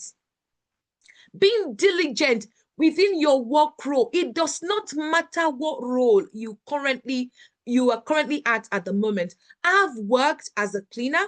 I've worked as a carer. But guess what? For every of the role that I have done in my life, I always do it as if I'm doing it unto God.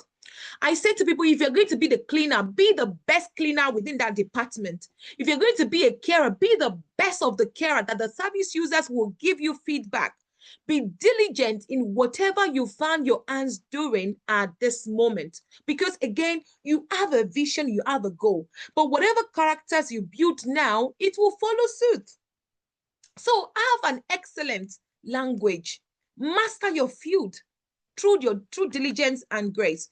And of course, integrate, connection, belonging. The Bible says you are the light of the world. You are a city set on a hill that cannot be hidden. So wherever you go, let your light shine before men.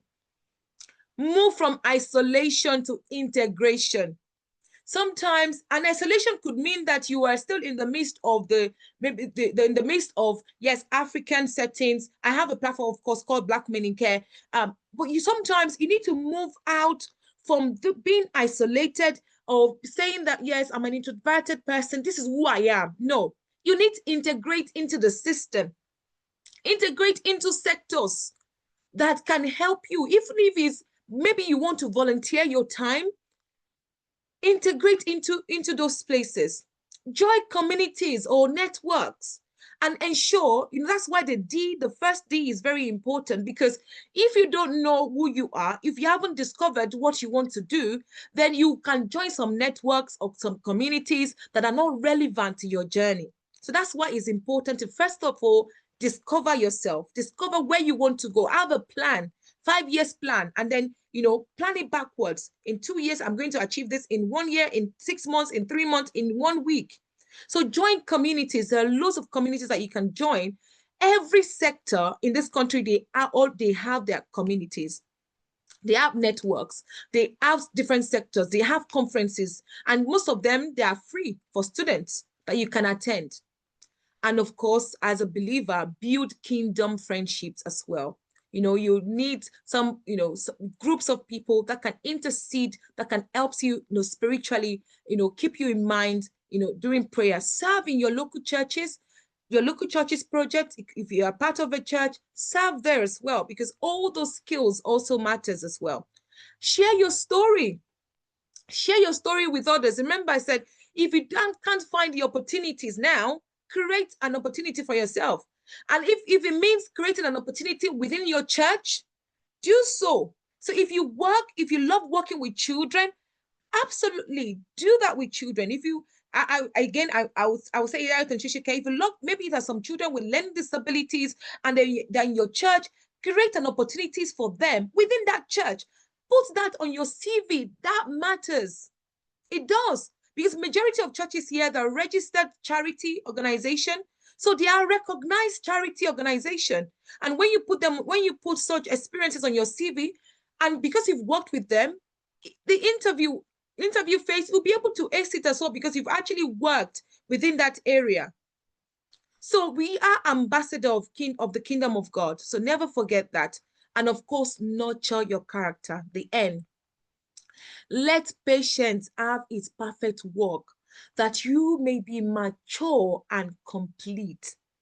Nurture your character. Commit to prayer. Submit to mentors. Develop a servant leadership, and do criticism with grace. Because sometimes when people are saying, giving us feedback, and of course, listen to a constructive feedback, because some people, what they want to say to you is to debilitate you. Oh, when did you come to this country? You are still this. Oh, during my time. And they will start comparing during that time, because they suffered for 5 years. They also want you to suffer for 5 years. God forbid. So there are some people that you can't actually listen to. But when people give you a constructive feedback, listen to them. Commit to prayer and devotion.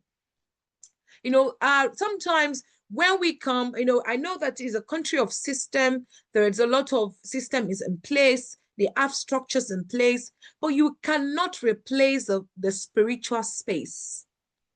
The spiritual space, our relationship with God, can never be replaced. As a matter of fact, because we are in a foreign land, that's when we should get close to God the more. You know, the Bible says concerning Joseph, I said, and the Lord was with Joseph. And the Lord was with Joseph. He became the Potiphar's PA, or the head of servants at Potiphar's house. And the Lord was with Joseph. When he got to prison, he became the dream interpreter. And the Lord was with Joseph, that until he became the prime minister. When we are in a foreign land, that's not when our prayer point need to reduce, because a lot of people think, oh yes, I'm not in UK. I don't have to pray for electricity. I don't have to pray for water. I don't have to, when I'm traveling, I don't have to pray. You still need to pray, so that we don't become a prey of the land. That's why people are in this country for 30 years, 30 old years. Ask them what they've achieved. Because they feel like, yeah, the system, after I can go to work, I can pay my pension. They may not have any ambition, but you have an ambition. And because you do, you need to commit to prayer and devotion. So innovation as well, your creativity matters, your contributions face. Behold, I am doing a new thing, the book of Isaiah says. Start your projects. Start innovating. So those things that you've created in maybe in a country that didn't value it, you will be shocked at how much they value all those things that we overlook. Bring out your creativity. The other day, I saw a video of, it's a Nigerian. He made a portrait from glass. I mean, it was nail and hammer. And before you know it, it became a portrait of a person. That is so much. I mean, I can't even comprehend it because I'm not artistic. So I can't even comprehend it. So if you have those talents, some people here are photographers. Some people here have the gift of videography. Some people here have a gift of writing. Some people here have a gift of teaching. Some people here, you have different kinds of gift and talents. This is not a time for you to be pursuing 9 to 5. It's good because you need to pay your bills. I know, I understand. But also, do not bury that creativity in you. Partner with others for impact. If you need to patent your idea, please do so. Because sometimes when you partner with some people, they then make the ideas become theirs. So if you need to patent the ideas, do so, but do not bury your creativity. Share your expertise with others. See, now we don't even have any excuse to tell God, I didn't have any opportunity. YouTube is there. There are people sharing a lot of information, some of which are even untrue, and they have a lot of followership online. Start a YouTube channel in that area. When you go for interview, refer them to that area. I know of a lady, she's in Newcastle. She also came here as a student. She came here to do a master's in University of Sunderland. And what did she do? She started a platform that started on WhatsApp. That has led her to so many opportunities. The current job that she's doing is she's on COS with the local authorities. She didn't have to go and beg anyone with £15,000 to buy COS. She didn't have to go and to go and beg for it. She didn't bury, because she got the opportunity, because she didn't bury her creativity. She said, how did she start the WhatsApp? Because there are new parents like her, and she thought, how can I help other parents like me? And she created the WhatsApp group. Sometimes they meet up, and then when she has as a matter of fact, she created some course for our local authorities to learn how to support international students that are parents. And the local authorities invite her to speak. This is somebody that came as a student, but she came, but she didn't say this place is a foreign land, but I'm here to create impact, not just to survive. So share your expertise with others. Infuse your work with kingdom values, because when you do so, you will no longer be thinking about yourself alone, and there are a lot of people that we've worked together to even get them COS. And this lady, she doesn't collect any money. I mean, it's not like she's charging them and then she's coming to us or she's coming to other people. No, she's doing it for free. But guess what? God is repaying her because she doesn't have to beg for jobs. So shift from a survivor to a solution maker, a solution provider, a problem solver. Because you have it within yourself. And as you are providing solutions to other people's problem, your own problem is already solved. Remember, connection. So rule in the midst of your enemies. So be a pioneer. Lead teams. If you are leading teams it's amazing, because when people are back home, we join, we have choir, for example, in churches, people join drama club, people join all of this different departments in church.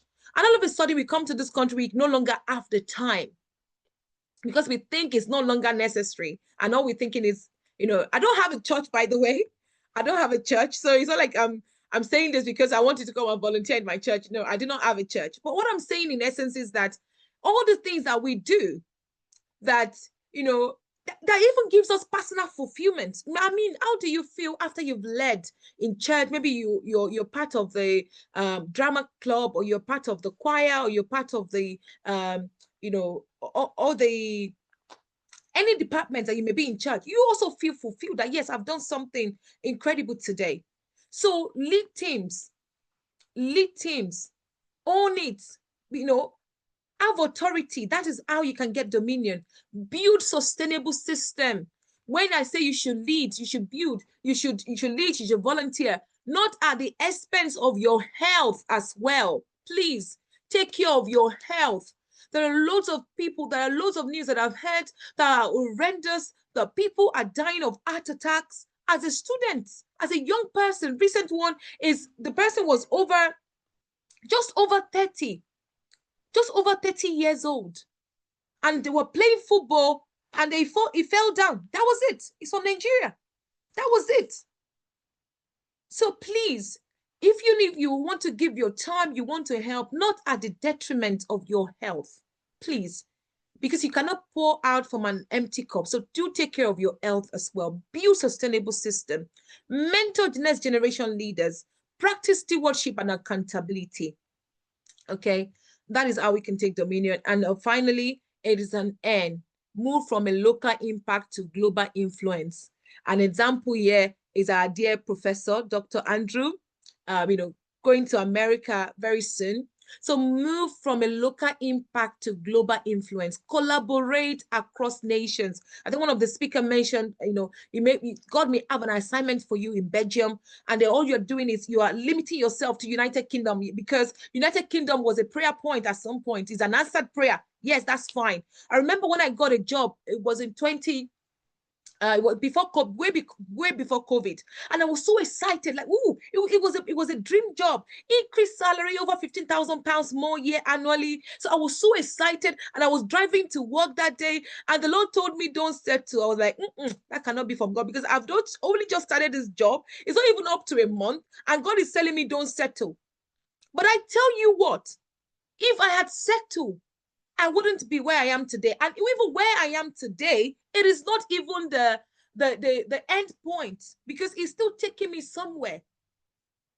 So move from a local impact, even though United Kingdom might be your dream country, but that does not mean you should now settle because it's your dream country, and then you settle into the system, you sort of integrate into something that they've not planned out for you. Majority of the systems here is not, it doesn't have the what do we call it? It doesn't have the, they don't have us in mind. They don't have us in mind. So you have to build systems that works for you, that works for your dreams, that works for your own your own vision, the one that the Lord asks for you, that works for your own purpose. You can. Otherwise, you will fall into the system that they have for you, which they don't have us in mind. That's why we see a lot of charities that are still fighting for different causes. Recently, Professor Bola Wolabi, has managed to make some changes for people with sickle cell. Their healthcare system was not built for people with sickle cell because they don't have such challenges.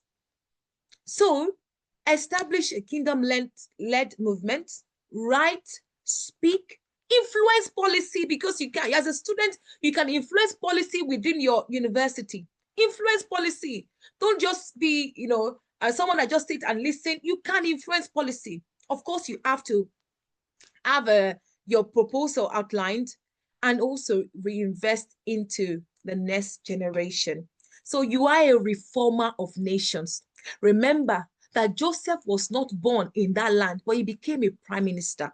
So you're a reformer of nations, and your life is a seed of kingdom legacy, and the Lord will help us. So this is just an outline of it. Discover, identify, observe, master, integrate, nurture, innovate, own, and then nations. This is an opportunity for you to influence nations, to collaborate with different countries.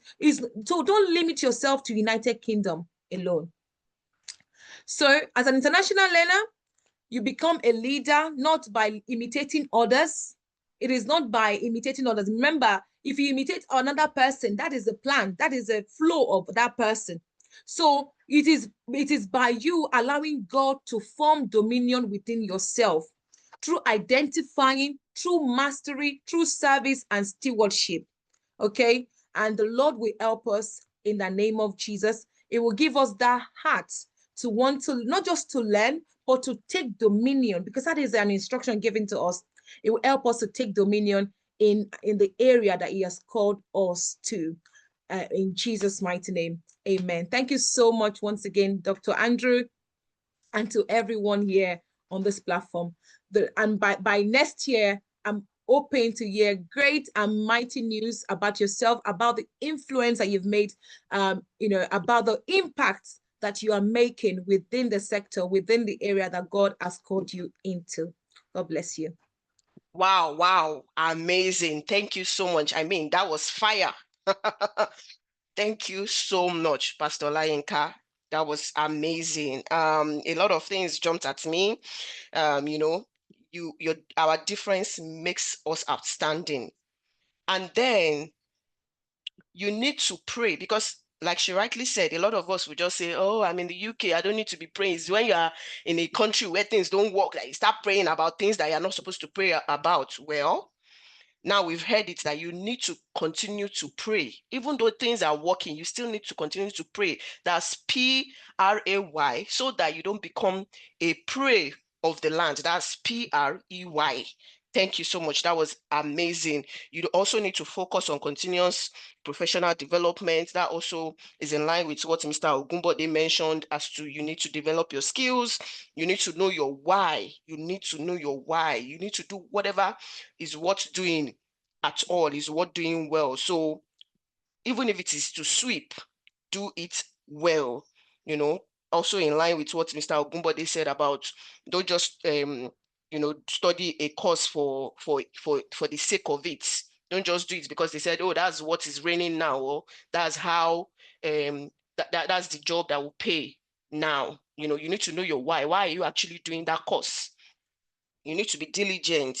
You need to share your expertise with others, join communities, develop things, form groups, shift for a survivor to a solution provider. And then one thing that we let slip away is take care of your health. It is important to do all of those things, but you need to take care of your health. You need to be intentional about your health. Take rest when you need to, sleep when you need to, Those are some of the things that helps. And then you need to move from a local impact to a global impact. Don't settle. She also mentioned, I think 1I stands for innovate, which is also in line with our upcoming event in Sunderland later this month. Amazing stuff. Thank you very much, Pastor Olayinka. Really appreciate you in our midst. Thank you very much. And it's now time for our game. But before that, we've got two people that would speak to us, and one of them is from Tap Tap in the person of Unzube.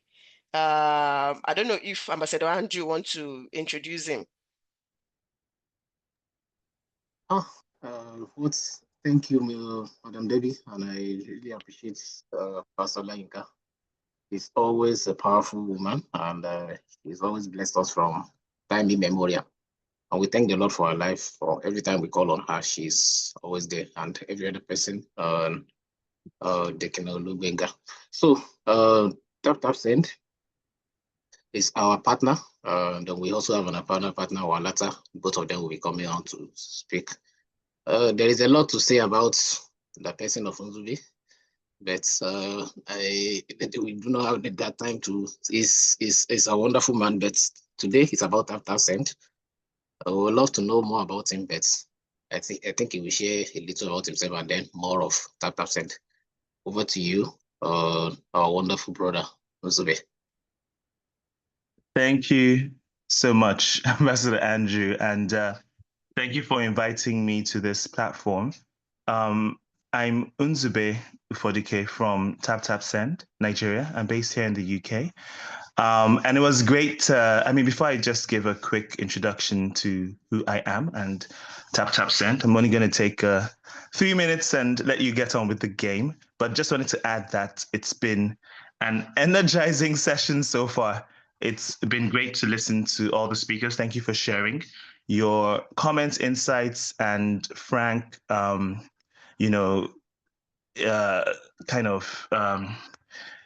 tips on how individuals can engage better if looking to hit the ground running in this country.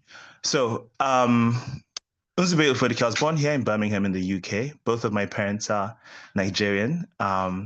I've had the privilege to live in 4 countries, traveled to over 35 countries. I look at myself as a global citizen, first and foremost. London is home for me. Nigeria is a second home. I spent most of my life here in the UK. With respect to my own kind of professional background, I've done a few things, but in summary, I currently operate in London as an investor, mostly in the angel and venture capital space. I'm an entrepreneur. I'm setting up a few things from fintech to podcasting. And I'm also an advisor to a few companies. I sit on a few boards. So I run Amu Advisors. I co-founded Amu Angels. It's an angel syndicate. We support companies with between 50 to 100,000 pounds in early stage pre-seed seed capital. And I do run a podcast, which is a financial literacy for small businesses podcast. I'm on the Industrial Advisory Board of the School of Electronic Engineering and Computer Science at Queen Mary University of London, which is where I studied my computer science first and second degrees. And I chair the Institute of Directors Emerging NEDS Special Interest Group. I also chair the British Computer Society Foundation, which is a charity that we started 3 years ago, post George Floyd, trying to do more to make access to technology careers for young people more equitable. So we look at all people from all socioeconomic backgrounds and help them to get into tech careers, early stage tech careers, sort of between 16 years old and 25-year-olds, with grants, mentorship programs and things to make that easier. And last but not least, I am a trustee at the Africa Centre charity in the UK. It's probably my longest serving board. I've been part of the Africa Centre charity for about 13 years. We have a space in London. If any of you do come to London, please stop by the Africa Centre. We are your home away from home. We've welcomed the likes of late Archbishop Desmond Tutu, Chimamanda Adichie, and so many people. But just check out the Africa Centre charity. We have a long-standing history that began with Pan-Africanism, the 1950s and 60s. And today, we're still championing and promoting Pan-Africanism. So in a nutshell, I do quite a few things, but I'm very excited to be wearing my TapTapSend hat. So with TapTapSend, it's a fintech client of mine. I currently am the UK Growth Ambassador, and I'm supporting with programs and community engagements within the UK, focused on the Nigerian corridor. Obviously, my Nigerian heritage does help. And for us, it's exciting to be part of the NSSPF because this is a real community. We've supported a few initiatives from Afro Nation to a jazz performance to the African Women, Women for Africa Awards, and a few other things we've done. But this is the first student community we're supporting, and I can see a lot of dynamism in here that that really excites me. I have a lot of academics in my family, as I'm sure many of you Nigerians would recognize, right? In terms of it being part of our DNA, we like to study. So I love that. And with TapTapSend, we're very simple, a money transfer app. We help you to send money quickly from A to B. So Nigeria is one of our priority corridors, but we have several corridors as well from Bangladesh, Pakistan, and so many other countries in Africa, the Caribbean, etc. So that's TapTapSend. We are delighted to be part of this. And before I let you go, I'll just like to add that in closing, we're happy to do a few more things with this group. The first thing is this competition that's going to be announced by Ambassador Debbie. We're going to be contributing a £100 Amazon voucher to the winner of the contest. I unfortunately can't stay. I've slightly overrun in terms of my participation, so I'm going to be jumping off after this. But I'll hear back from Ambassador Debbie, and hopefully we have no issues sending that voucher across. The second thing for the month of November, if I may give a sneak peek, we're planning a financial literacy workshop, and it would be for people who are either running or running or thinking of starting businesses in the UK, and just give you a better sense of how to find financial partners, how to approach fundraising, and how to better engage with the capital markets if looking to grow or scale a business in the UK. So that would be next month. And as an incentive for those that would attend that event, we will also have a giveaway. So we'll be giving away a couple of laptops. They're refurbished laptops, but we'll be giving away a couple of refurbished laptops. More details would be sent to you all by email in due course. So thank you so much. I've taken a bit longer than 3 minutes, but really appreciate the time here. And I wish you all a fantastic game and rest of your weekend. Over to you, sir. No, just please, before you go, some are already asking what tap send is. Do you have a link to that they can join and they can just drop on the Absolutely. Okay, I'll drop it in the chat. So it's a money transfer app that allows businesses and consumers to send money back home. So if you're in London or anywhere in the UK or Europe and you want to send money to a recipient in Tanzania or Nigeria, you can use it and put money into the Tap Send app, and it will go straight within seconds to your recipient, either straight into their bank account or whatnot in the recipient country. That's what we are, money transfer. And we also have a code, discount code. So once you are able to log in, just let us know so we can share the code with you and you get even a better rate. And of course, Tap Send has better rates than many of the fintechs that are available. So it is just right. I believe link just now. No, thank you so much for those 2 points. I should have mentioned. Yes, indeed. So based on this partnership and engaging with the community, we've offered a promo code, which we can share via email afterwards. So that gives you any new user a bonus that goes straight into their Tap Send wallet for them to when they want to send money abroad. That's number one. And number two, yes, our rates are super competitive and they're much better, sometimes up to 5 naira, sometimes up to 20 naira better than the nearest competitor. So, but yeah, the proof of the pudding, as they say, is in the tasting. So you could check it out with any other money transfer apps you use and see for yourself. But yeah, we like to pride ourselves on not just the great rates and the great user interface, user experience using the app, but also our engagement, authentic engagement within communities, such as the NSSPF. Thank you.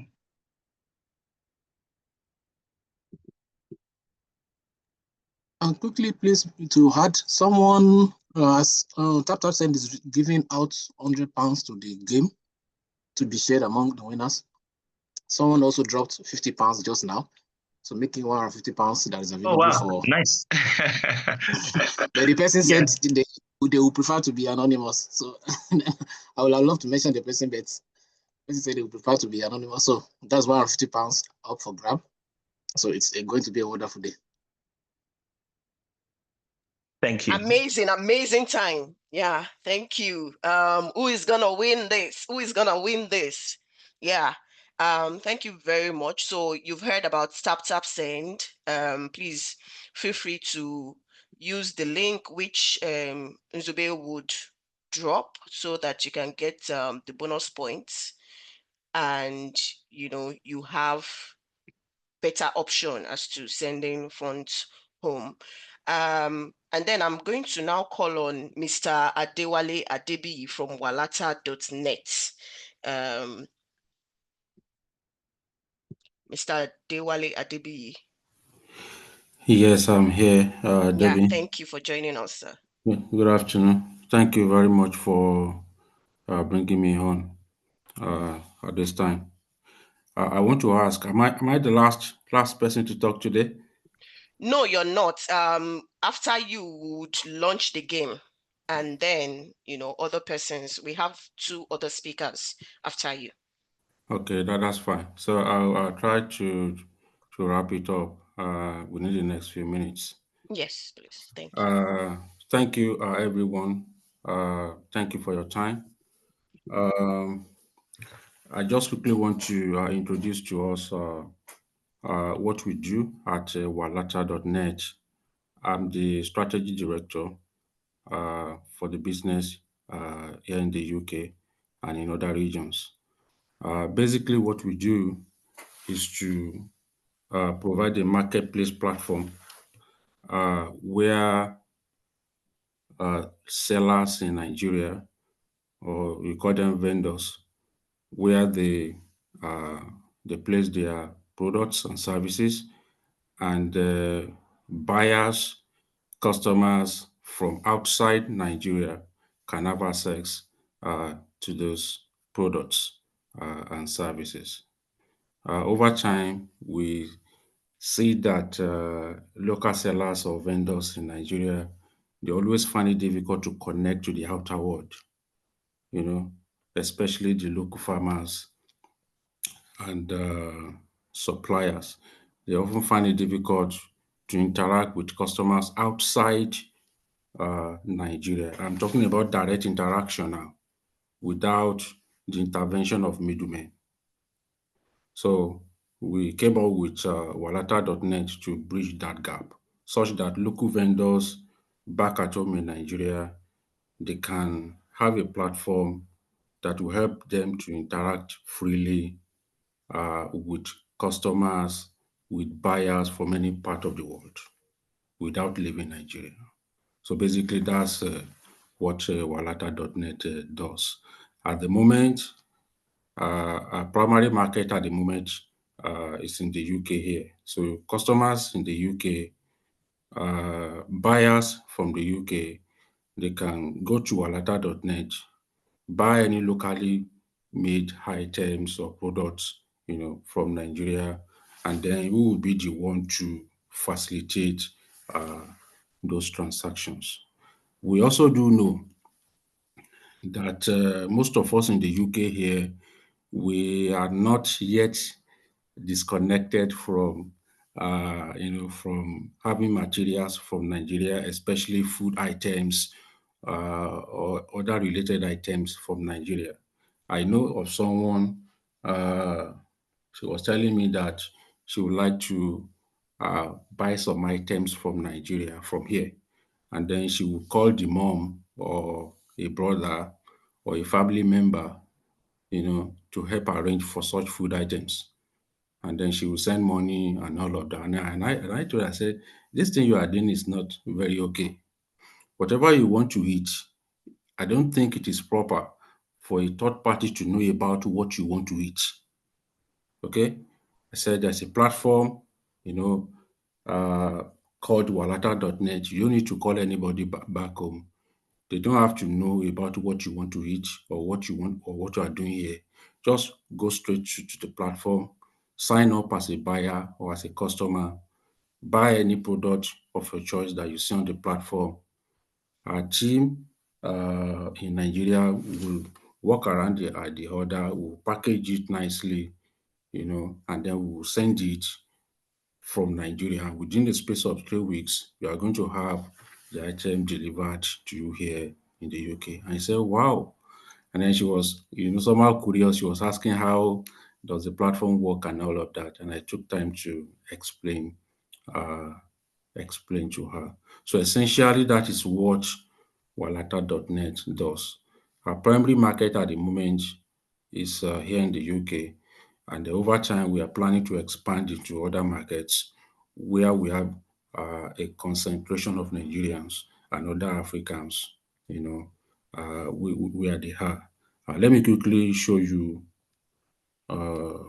just share my screen shortly.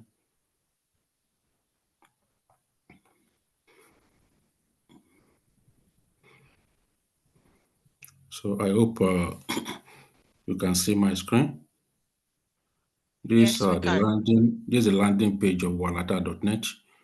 On your browser, just type walata.net and then it will bring you straight to the platform. And then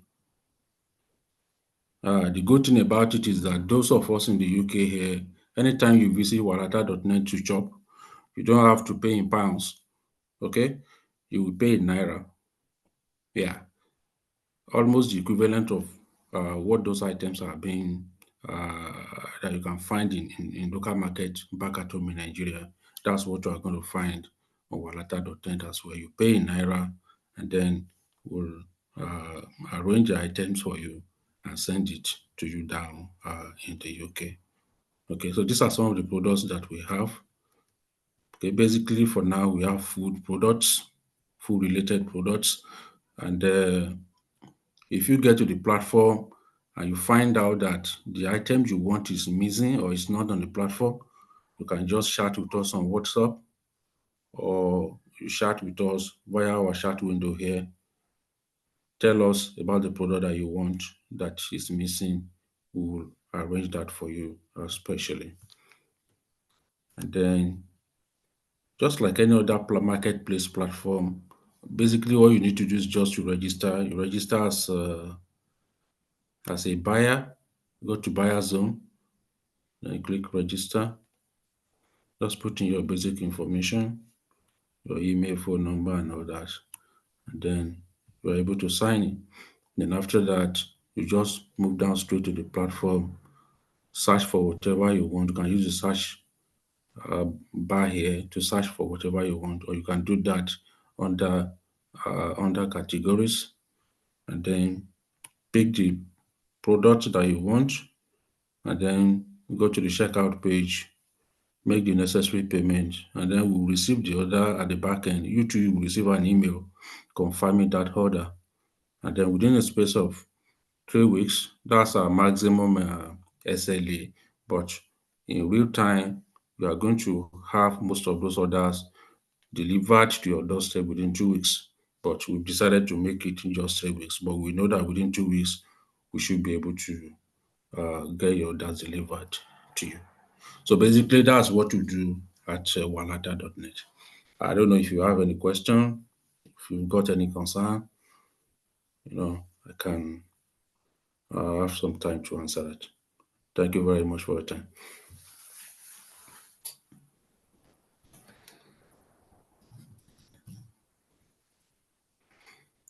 Sorry, I didn't know I was muted. Yeah. Thank you so much. Thank you for that. Thank you for the explanation. I just want to quickly also say that, I mean, look at this great innovation that someone has come up with, and it's just to also let us know that things are unlimited. Like, we are unlimited. We can do whatever we put our minds to do. There's no limitation anywhere at all. And then we have a code as the NSSPF. You can get 6% off when you shop on Walata. You can get 6% off just by using our coupon code, which I'll be dropping in the chat box shortly. So even if you're in Nigeria, but you want something delivered to your families here in the UK, feel free to use it.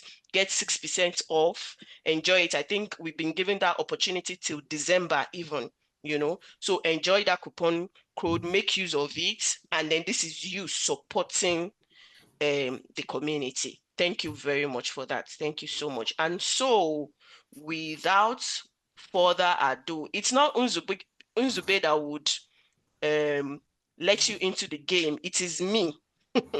I'm the one that locked the game, but I'm going to open it up very shortly. I've changed the game pin, and I will display that shortly. Just bear with me.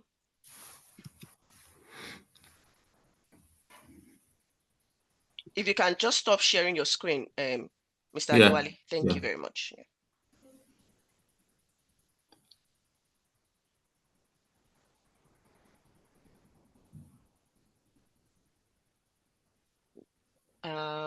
Okay, so now you should be able to go into the game.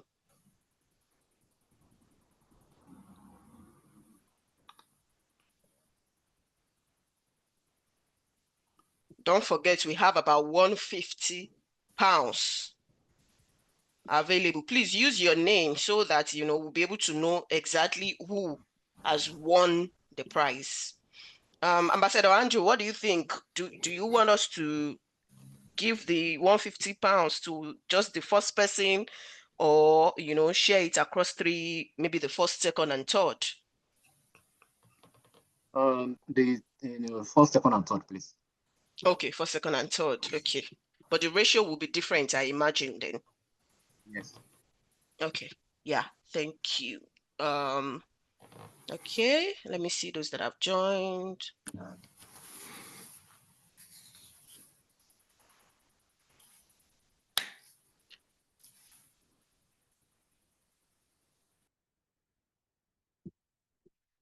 Just because I have to stop sharing my screen, I've imputed the code in the chat box. I can see Hope has joined, Edwin, Chisom, Damor, has joined.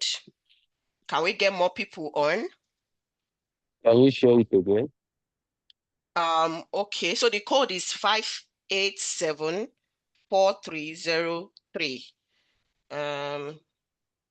If you just go to kahoot.it. Hold on, let me share my screen again.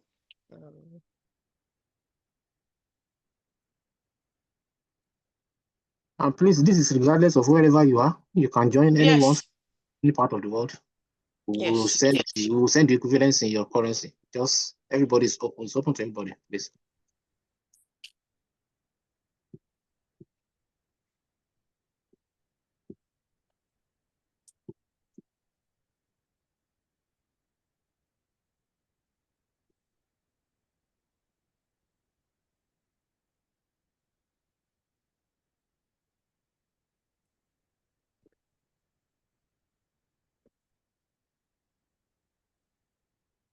Have we all got it? Let me stop sharing to be able to see those that have joined.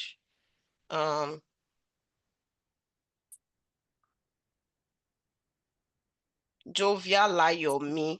Okay. So we've only got 5 people. Are those the people that want to participate?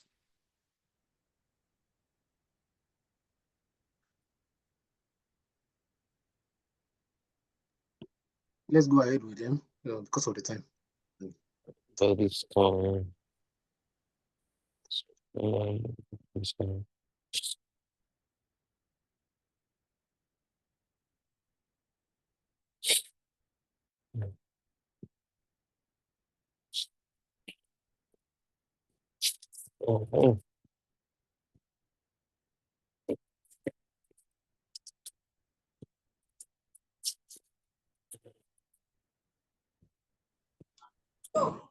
Ma, please, which of the game are we playing? It's just one 5874303. That's the pin. That's the I'm pin to talking join. of the game, which of them? Because there are a lot of games there. There are a lot of games there. I'm going to start it. I've not started. Just hold on it. Who am I speaking with? Oh, Is that Chisom. Chisom? Okay, Yes. yeah.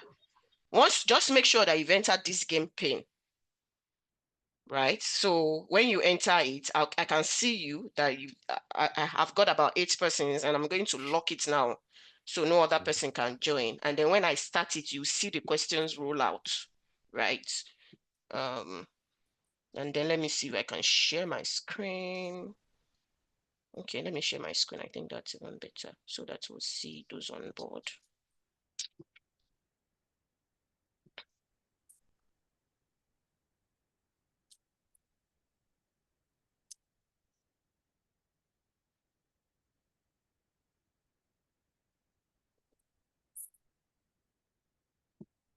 Okay.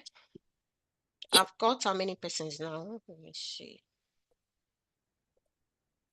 I hope no one is having network issues because I'm going to lock the game now. I can't see Hope. Okay, I can see Hope. Okay, there's Chisom. Right, okay. Please, I'm having issues to join the game platform. What issues are you having? How If you to go to join? kahoot.it, this is the pin of the game. Okay, ma. Thank you, ma. Are you in now?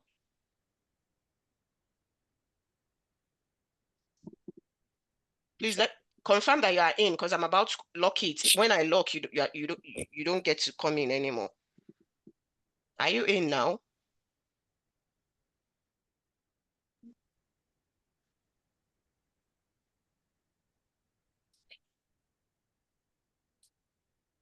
Okay. Innocent said I'm in. Okay. I'm going to start the game then.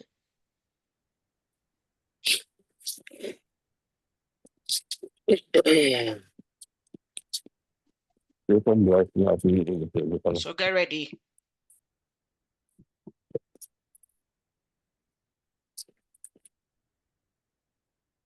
Okay.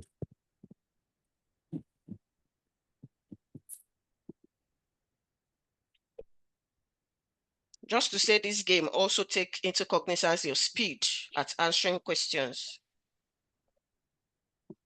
Thank you. 8 persons got that.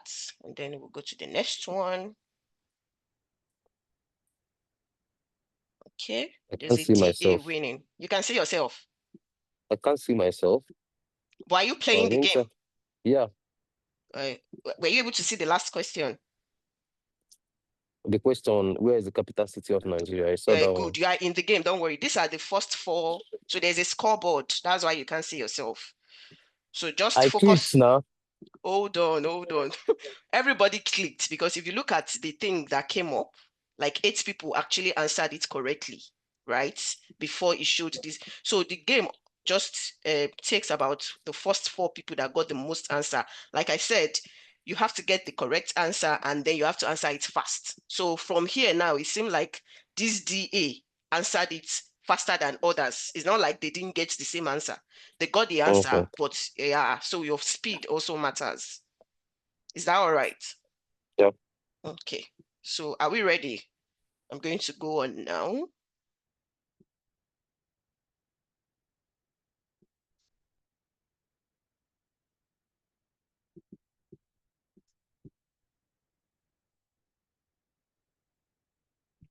Okay, so if you look at this now, 7 people answered the first question, gravy, 0 people, ogbono, 1 person, salsa, 0 person. That's how it works.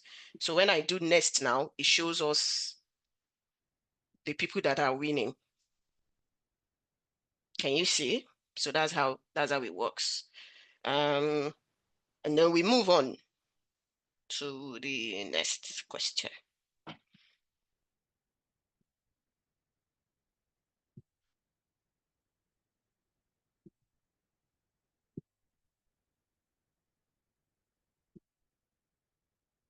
Eight persons choose rice. Okay.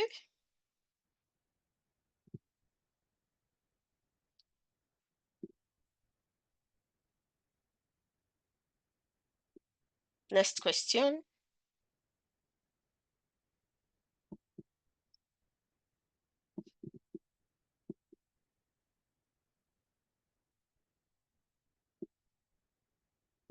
Nice.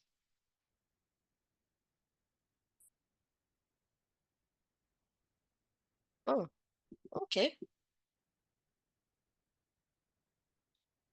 Next question.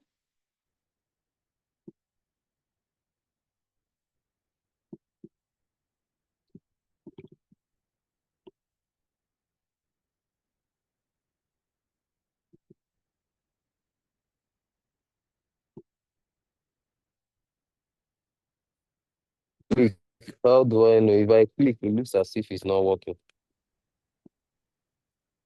Is it working now? Yeah, So when you I can click, it see just good. rolls because it's waiting for other people to get their answer in before it tells you if you are correct or not.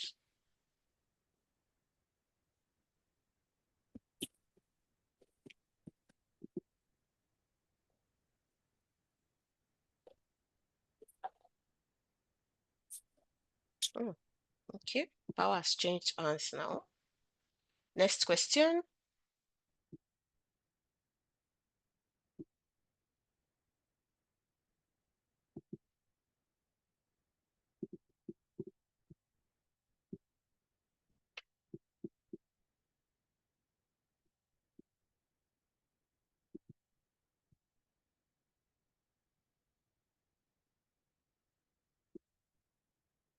Okay.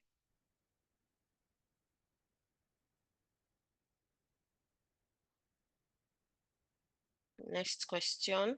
I think someone has stopped playing. It was 8 answers before, but anyways, we are getting 7 answers now, 7 persons. Okay, so we move to the next one. Wow. Jovia Layomi. Hope. Edwin Simi. Nice. DA.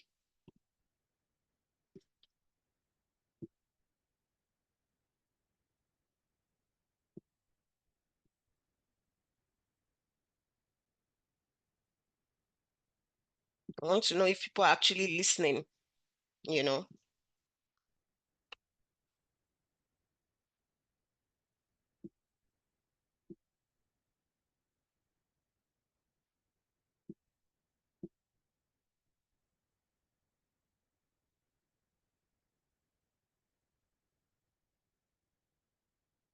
So if you picked any of these answers, you are correct. So if you look at the screen, you see that everything is marked correctly. So that's fine.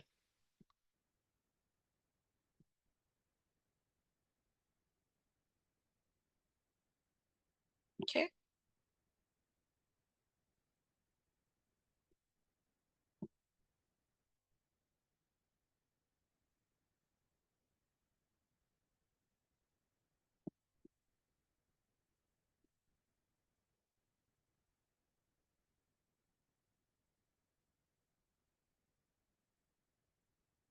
Okay. We move to the next one. That was a split then. Okay. Simi is moving up. So this one now, for this one, you have a double point if you answer correctly. Double point.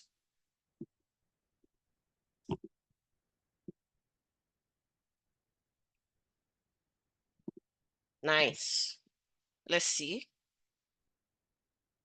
Wow. Okay. Okay, okay. Just 3 more to go. Anything can happen, so just don't give up. Don't give up. Anything can happen.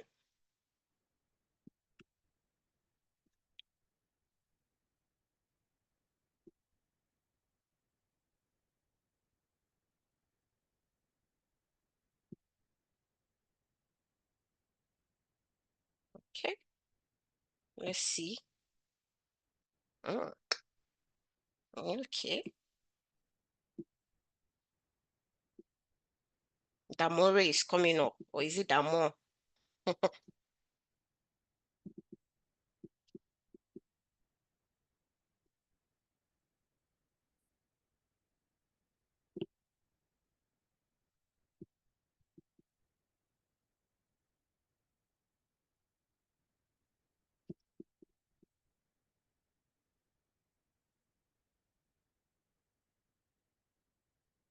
Oh, okay.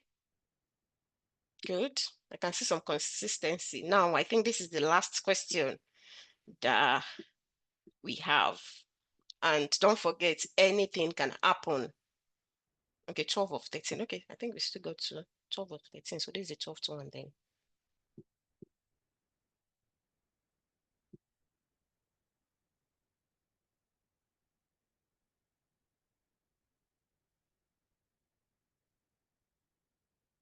So the last one, people, double points, double points, double points, double points. Double points, don't miss out.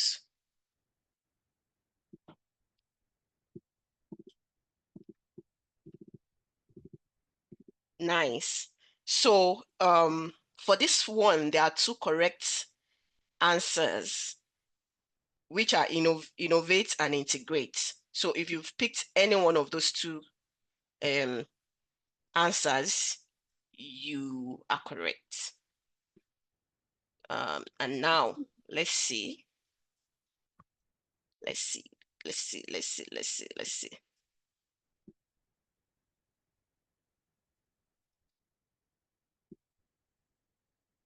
Okay. Wow, wow, wow.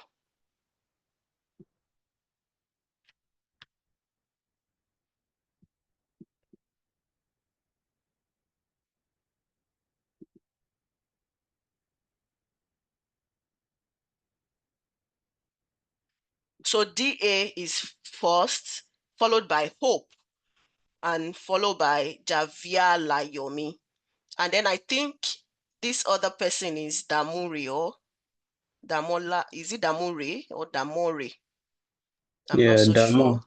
Damo. Oh, Damo. Oh, sorry. So Damo is the 4th.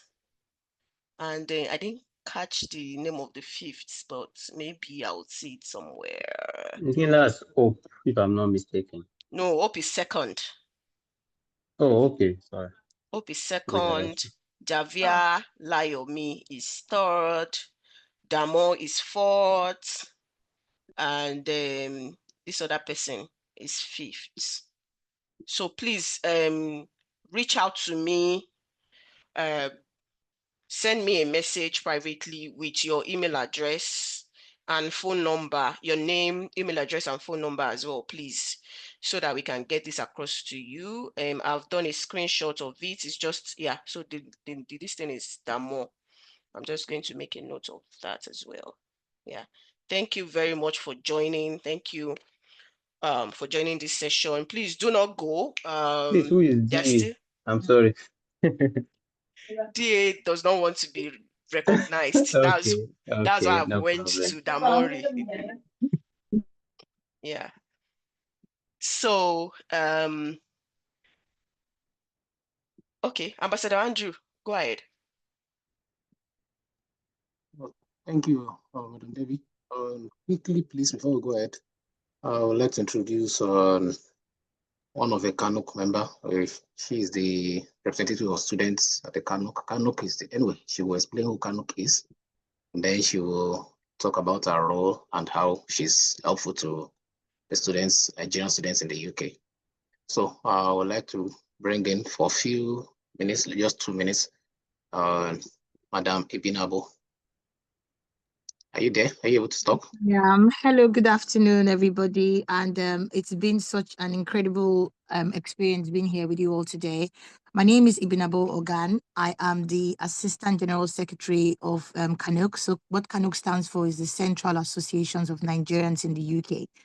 So essentially, think of a pyramid. We are, I'd say, at the top of the pyramid. So a lot of associations feed into Kanuk. And they are mainly Nigerian associations of all types. So we have cultural, we have professional, we have, arts and craft, name it. We have about 200 associations affiliated with Kanuk. So just to take you a step back in history, Kanuk was actually set up by the late Christopher Kolode, who just passed, I think 2 days ago. And at that time, he was the Nigerian High Commissioner in the UK. And he had lots of associations wanting to have his ears, coming in to see him one after the other. And he was inundated with all the different requests. And he realized that most of them were similar anyway. So what he did was then set up an organization who was like the conduit between all of these associations to him, so that there's one body that feeds into a bigger one, and then we can all cascade issues into the High Commission. And so it's kind of run his legs from there. And that was about 20 years ago, like I said before. So today, what Kanuk does is that we represent the interests of Nigerians in the UK. We support by providing events, networking opportunities. We have just started off a youth and entrepreneurial fund, I think.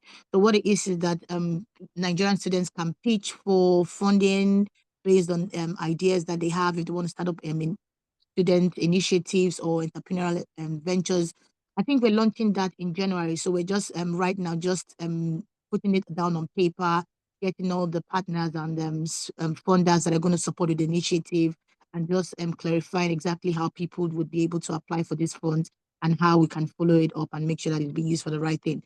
But in terms of supporting students in the UK, I'll just say one of these personal experience I've had recently is some organization reached out to Kanuk a couple of weeks ago, because a Nigerian student was having literally had a mental breakdown really and ended up in hospital. Was actually held back by the Mental Health Act. And after being in hospital for about 3 weeks, this student wanted to go back to Nigeria, and they were looking for funds to send this student back home.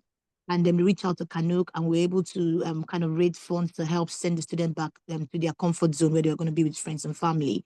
So those are the kind of things that Kanuk helps with. We can also reach out to the, our myriad of associations to help us with an initiative like that. But we really want more young people to be in Kanuk. Obviously, one of the things that we have issues with that we have much older people in Kanuk. So this is one of the reasons why I'm here today to say we want to see more of younger people engage with Kanuk. and help us. We also need to ensure that we're handing it over to the right people in 2 years' time. So more people that identify with Kanook. We have lots of organizations, like I said, them can help out with mentorship, help out with if you need internships and things like that, reach out to Kanook and we'll try to help you signpost you to organizations who are also available to employ people who need work experience as well. So that's Kanook in a nutshell, really. And I'm, reach out to me if you have any questions. So reach out to Andrew. And I know that NSSPF is also part of Kanook as well. So he'll be able to help you if you need help with us as well. So that's a whistle stop tour of what Kanook is about. Thank you. Thank you, IB. That's wonderful. Thank you for always being there. Over to you, Madam Debbie. Thank you. Yeah, thank you very much, Kanook. And thank you for everyone that has participated in the game and that has participated from the beginning even till now. Thank you. Our fifth talk today is by Ambassador Adenike Famodu Titus. Let me just share my screen.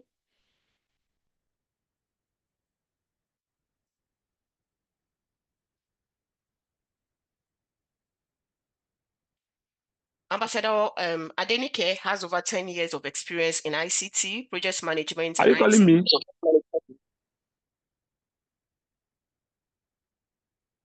Oh, okay. Let me start all over. Sorry about that. The next talk is by Ambassador Adenike Famodu Titus, and Ambassador Adenike has over 10 years of experience in ICT, project management, and IT-based solutions.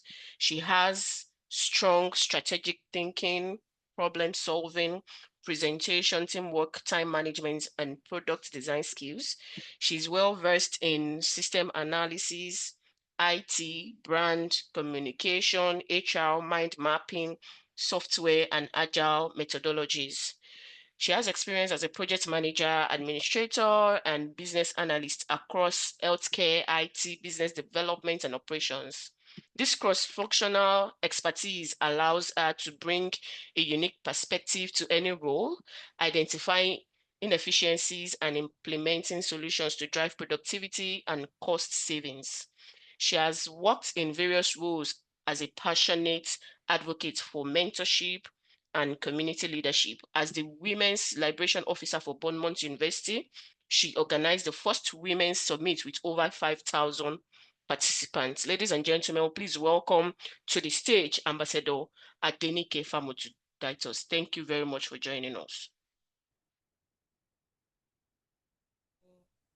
Hello, everyone. Thank you for having me. Let me put on my camera.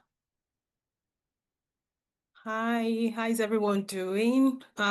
We've had a lot of impactful messages, motivational talks, encouragement, and a lot of things has been said today, which I'm not going to be repeating. But I would just like to know, so far, what stood out for you? If you can just drop that in the chat. What stood out for you so far today? Can you drop that in the chat for me?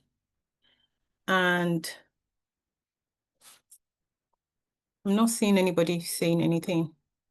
Do we still have people here at all? Okay, I think we still have 18 people. What has stood out for you today? Yes. Pray so you don't become a prey. Yes. Do not abandon your Nigerian skills. Yes. Confident boost. Yes. What's it for me is getting to know your purpose and praying so you don't become a prey. Good. Join a community. Yes. Continue to volunteer. Good. Learn more skills. Yes. Yes, yes, yes. So, yes, be innovative. Yeah, be innovative. Make yourself relevant to join a community. Ask questions. Good. Yes. Can we have more? Make sure you're interact with and do not abandon your root from Hope. Good. Thank you so much, Hope. Yes. If you still have any other thing, you can drop it in the chat. Yes, so it's really, really lovely. It's been amazing. And I would say congratulations to all the new students that are just coming into the UK, or if you've been here for a while, or you are aspiring to become a student, or you want to transit into the UK. Yes, Emmanuel, thank you. All things for a reason. Yeah. That stood out for me as well. I can do anything for a season, but don't do anything for all season. Yeah, that stood out for me as well. Yes, so it's lovely to be here, and I will be talking to you today about the most I will say favorite. Some people love to use this as much, and I would say I also love it. It's one of my favorite as well, being an IT person, which is the use of AI. If you permit me to share my screen, please.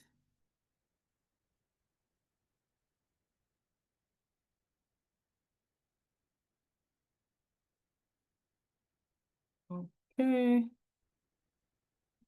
And then I'll come back to, what is it sharing? Not that.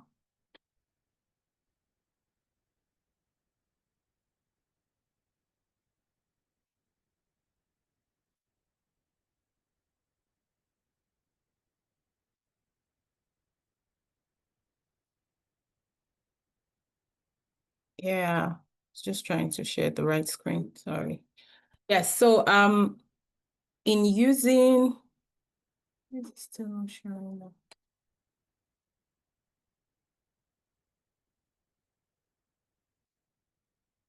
I'm trying to share a particular screen. Sorry, I'm using two screens. It's not sharing.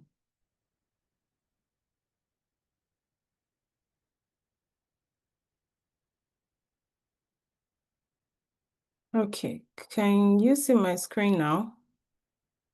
I'm not sure what's supposed to be showing and what is not showing. We can see your screen, the one on using AI, but it's gone off now anyways. Okay, that's what you can see. Yeah, because I'm not seeing that sharing. So I'm surprised. That's why I kept on coming up and coming back in. I'm trying to share my screen back again. Yeah. So yes. So is that what you can see now? Using AI in studies. studies and Okay. assessments. All right, great. Thank you very much.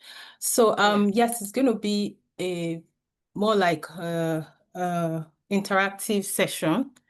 And this is one of the most important things that has come to stay. It's not going anywhere. I used to tell people that technology is not the problem, it's the way you use it that is the problem. And a lot of people will use the technology in the right direction. Some people will use it in the wrong direction.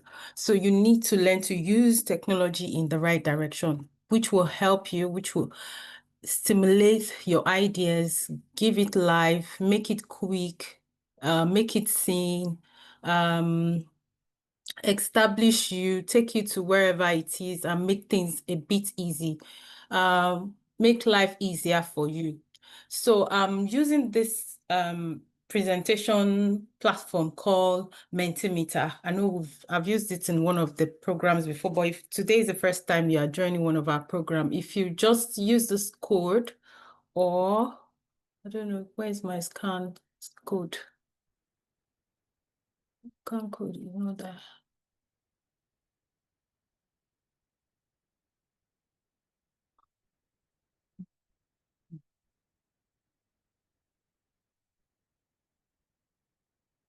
Yeah, if you just use that code to join, because there will be a time where I will be asking some few questions, so everybody, you can put in your answers and everybody can see.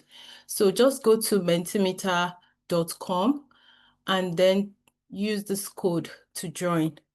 Mentimeter menti.com or just use menti.com. Do I put that in the chat?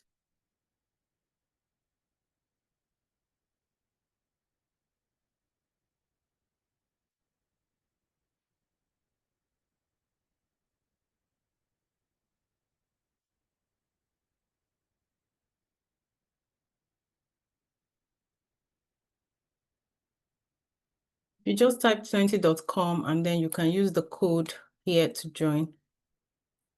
Have you been able to do that? Okay, someone said I'm in. Okay, great. Thank you. So, yes, so it is very, very important for you to understand the use of AI in as much as it's very, very good. And especially now that you are in the UK, or if you are in the UK or you're aspiring to come to the UK, there are also applications that you can use to prevent your work from being flagged as plagiarism, which I'm happy to share with you later. But basically, we just want to look at, as a student that is studying here, what are those things that you can use? What are those tools that you can use? And when I'm using AI, what are the things that I should be worried about? So, trying was faster than myself. I don't even understand. Before, I think I used the AI to do this morning because I was just trying my eyes on it. And I will be talking to you on using AI in your studies and assessment, academic benefit and danger. Thank you. So there are different opportunities that you can have to use AI. There are different ways that you can use it in your academic as well. I posted something today on, what is my Mentimeter? I posted something today on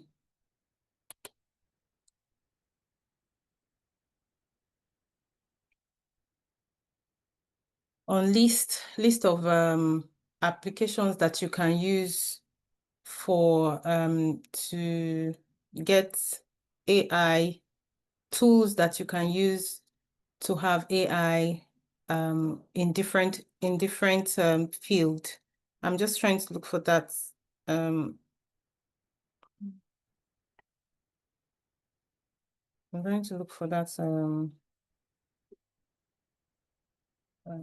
that post, and then I'll drop it in the chat.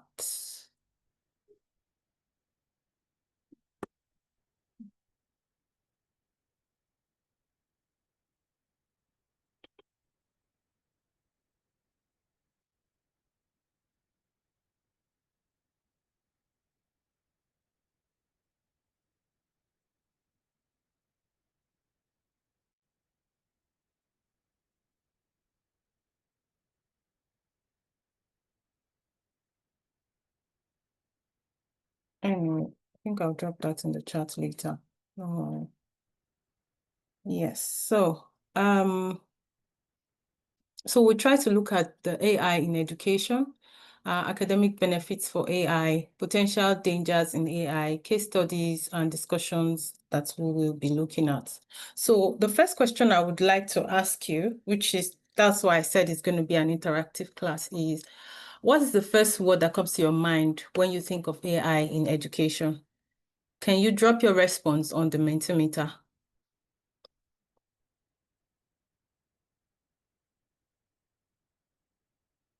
What is the first thing that comes to your mind when you think of AI? Is anybody able, are you able to type in there?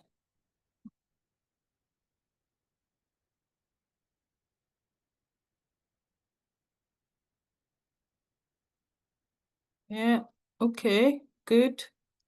Yeah, we are getting some response. Assistant, easy, technology, seamless. Okay. Yes. Can you still see my screen? Yes, we can see it. Yeah, okay, good, good. Thank you. Yes. Can we have more response? Is there anybody else that would want to say anything? Okay, study in an easy way, assistant, easy, technology, seamless, using AI to guide. Yes, all those are very brilliant suggestion. Yes, so there's one particular word that I'm looking for.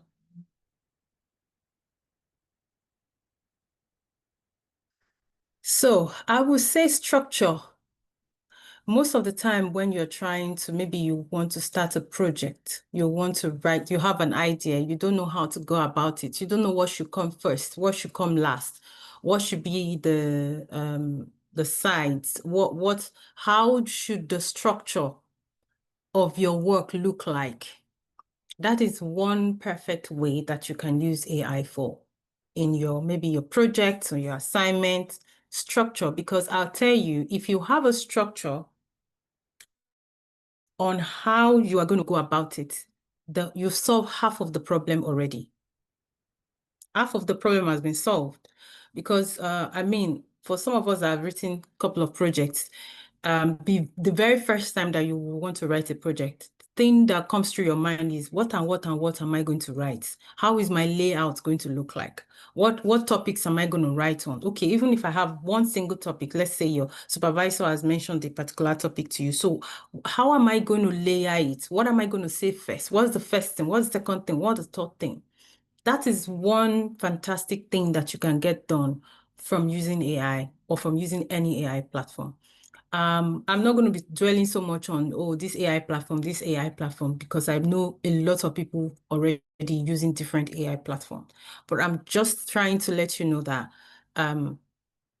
giving you ideas on how to use it in a more professional way to give you a better result. That's why we're here. So yes, so all these things you have written there is perfect, is correct. I would add to say structure is very, very key. It's one of those things that you can always get to do to use AI with when you're using AI for educational purpose, because the way and the manner of your presentation also help. So presentation is another thing. The presentation of your idea. How do you want your idea to be presented? How you present your idea. I mean, in Nigeria, we have the laid back language that says packaging. Everything are packaging. If it's a big package, then everything. I don't know how many persons that is not Nigerian here. Pardon my Nigerian English. Yes. So what I'm just trying to say is that these are two things that you can add to what is on the list here, presentation and structure. So that's one thing you can get from AI for free, meaning you are using it to structure your work, you're using it to present your work. Now, your work itself, the originality of your work will still stand straight. So quickly, thank you very much for everyone that's participating. I'm going to go to the next one. I've come out from my presentation mode, going back there. So academic benefit, basically, we have talked about it saying that personal learning, which is partly what I have mentioned as well. Personal learning, you can use AI to tailor your educational experience, individual students' benefits. You can use that, efficiency in your assessment, automation, grading. So in some of these things that we have mentioned, that I've mentioned here, you need to be very careful, because there are organizations right now are even investing on people or the background coders that are able to develop applications that will flag AI in your work, in whatever kind of academic work that you're doing. So, and there are lots of them. So, but you need to learn how to still use it. Even if you want to use AI, you need to maintain your originality. You need to learn to maintain your originality. So what I used to tell people in some of the master classes I've had is, you need your own originality. When you get your originality, you feed that information to the AI system and tell it to give you a summary in your own originality. You do that, even if you maybe put it in a plagiarism application or something, the response that you're going to get, the feedback that you're going to get, the result that you're going to get will be less you have more originality of your work than the one you just type a topic there and say, give me so, and then it will start to be the one to write for you. So it's not, some people feel like, oh, AI has come, so anything I want to do now, I'll just type it into ChatGPT and everything will be solved. Well, that's a lazy man's work. I also used to tell people that when you use AI as well, if you know how to use AI, then you are also a smart person. Because the truth is, before you can use AI well and you're not even detected, it means you're also smart. So those are the things that you need to be aware of. So tools, potential dangers for AI. So while AI gives you these different benefits and opportunity, you need to be careful of the risk that comes out of it. Now, sometimes some of this information that you see online are not correct. You need to go back and check. So if you have used a platform or an AI to generate an idea, or you've used it to generate a resource for your work, you need to go back and check. You need to read it. You need to take time to read what you have written, because a lot of people, that's where the problem is, sometimes you write, you just believe that, oh, because I've used the AI, everything will be fine, everything will be good. No, it's not like that. So you need to also invest in some corrective applications, like maybe Grammarly, Quab, Qboats, and some other ones. There's so many other ones out there that you can use. Now, so the AI algorithm are critically concerned, and that needs to be addressed, which a lot of universities have invested in. If not all of them, most of the universities have invested in anti-plagiarism softwares, which when you use AI, it's going to grab you in the leg. And sometimes also, it makes it difficult, because even when you do group work now, when you contribute in your own part, for like my school where I graduated, you need to put a citation of your name, because when you put it in Turnitin, it's going to flash that so person in so department, I have written exactly like this. So it's difficult now to even go and pick somebody's project and use it, especially when most of the schools are investing in things like that, Turnitin, or different anti-plagiarism. So, and there is the one for students and there is the one for lecturers. So you don't have that mindset that, oh, they're never going to know. No, somebody's going to know. Now, the risk associated with AI is also very, very massive. Data privacy is very, very important. For some of you that have been using AI and you've been feeding everything that has to do with you, your life, your personal information, if you are not using a paid version, I'm so sorry, because that information is free. You see, there's this part where you say they've written a lot of things, maybe like three lists or 4 lists, and you have said, I agree. It means that your data can be transferred, your data can be shared if they need to, So, and most of the time, unpaid version are the ones that they use for those demographic restructuring, building things. So you see AI that are being trained to talk like people and all that. It's because they've used other people's data over a number of years and feed those information into that system. And then the system begin to act like a specific kind of person. I remember 2 years ago when ChatGPT was kind of like bit new to most of us. There were not so much information about Nigerian. The highest information on it was from the US. Even UK did not have so much due to the data protection thing. Until people started feeding their information into the system, into that AI, until they started feeding their details, what they do, their work, where they are from, into the system. And it retains all those information and use that to breed the next generation information. And now, I don't think there's anything you want to know about Nigerian that you cannot find on ChatGPT. So just bear that at the back of your mind when you are. So data privacy is very, very important. Bias system, yes, based on education. So like I mentioned that as well, like when it first started, you have a lot of information there to be represented from the US because it's a US-based application. And you just feel like, oh, everything this person said or everything that is said on this platform is the best. No, it's somebody's agenda, it's somebody's mindset. And that is how they kind of change people's mind, because that is what is on the internet. You just believe that everything that they've said on the internet is correct. No, please don't believe everything you see on the internet, because most of the time, the people behind the news are just trying to put information to change people's mindset to think in another direction. Now, now let's stop to think. What do you think is the biggest danger of AI in education?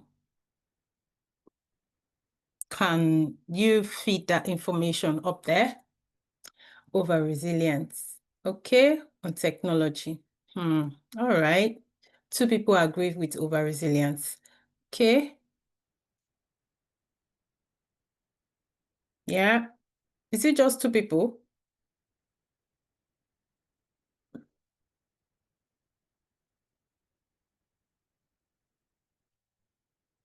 Yes, there is only 2 people we have on this platform. Or is it just the 2 people that have joined? But I know other people joined. It wasn't just 2 people. Can we have more response? 3 people saying over resilience. So nobody's talking about data privacy issues. We can give your data for free. Nothing will happen, right? I think a lot of people are going for over-reliance on technology because the question says danger of AI in education.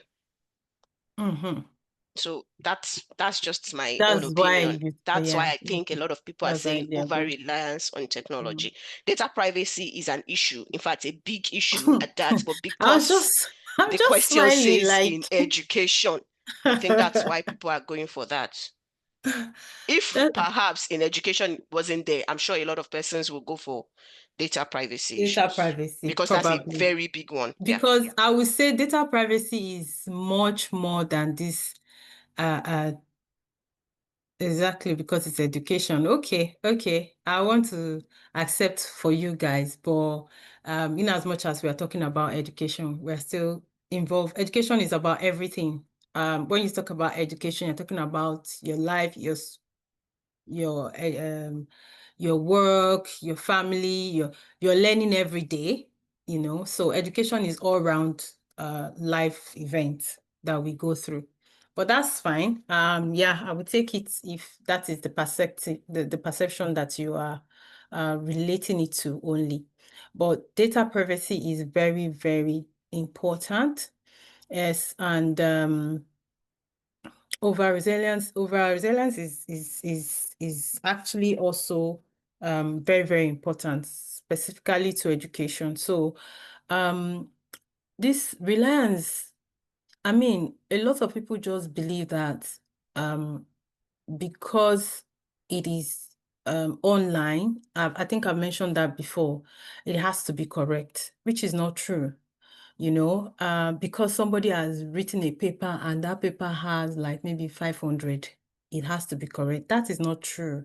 There is one particular group I belong to as well, and what they do in that group is to support anybody's agenda. So whether the agenda is good or is not good, as long as you're on that group, if you are posting anything, people to like it in one day, you will get 1,000 people to like it in one day.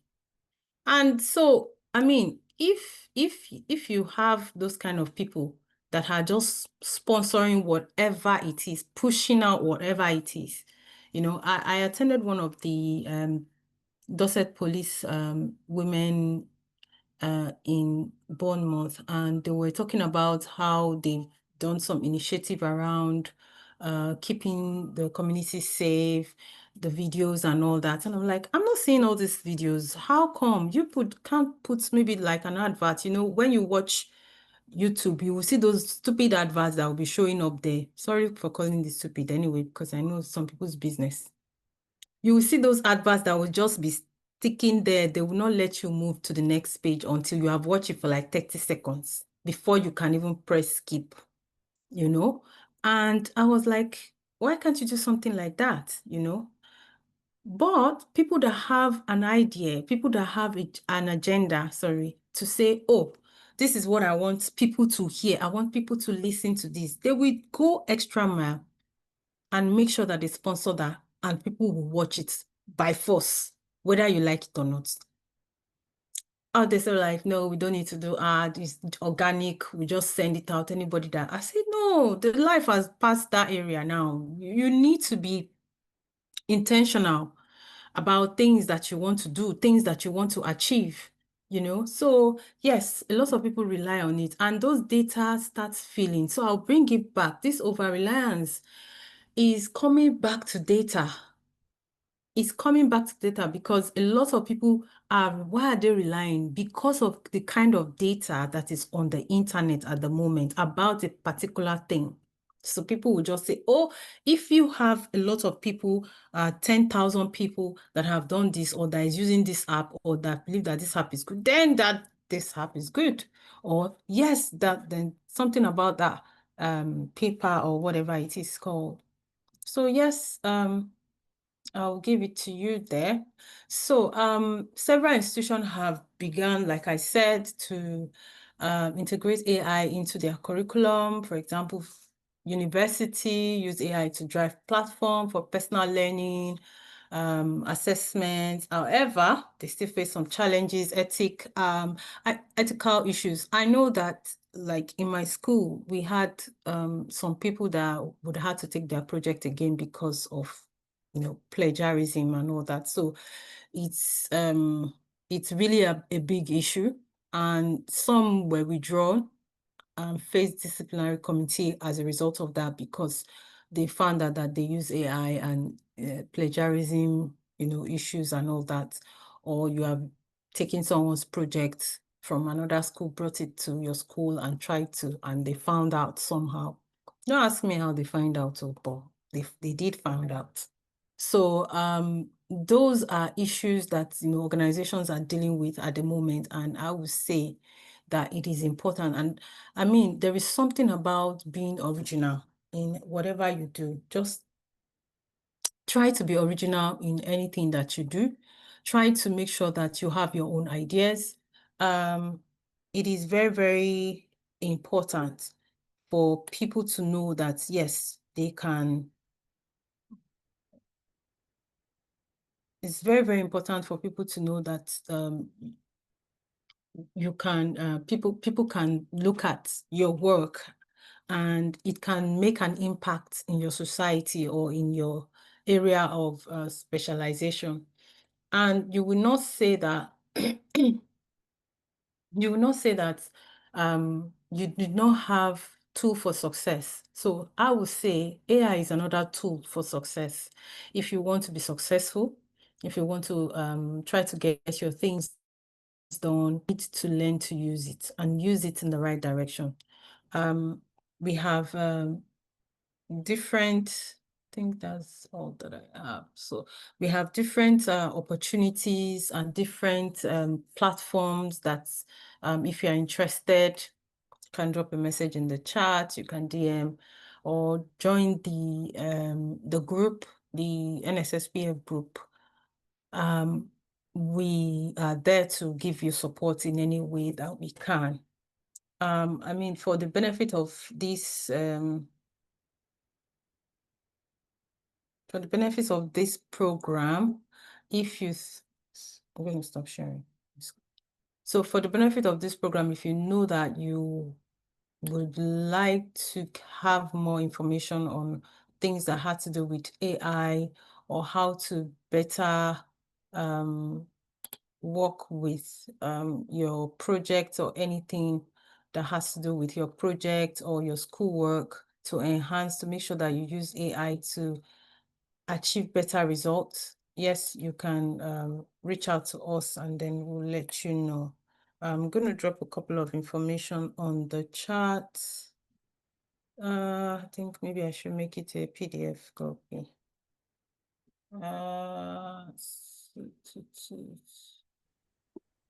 Wow.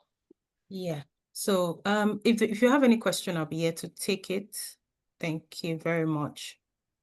Thank you very much, Ambassador Adenike. That was amazing. Thank you. And I think it relates also to the first talk we had from Dr. Tarisa on, AI plagiarism. A lot of persons, just like Ambassador Adenike mentioned, will just use the free version, put this copy and paste and all of that. Those are some of the things that will put you in trouble here, especially within their educational sector.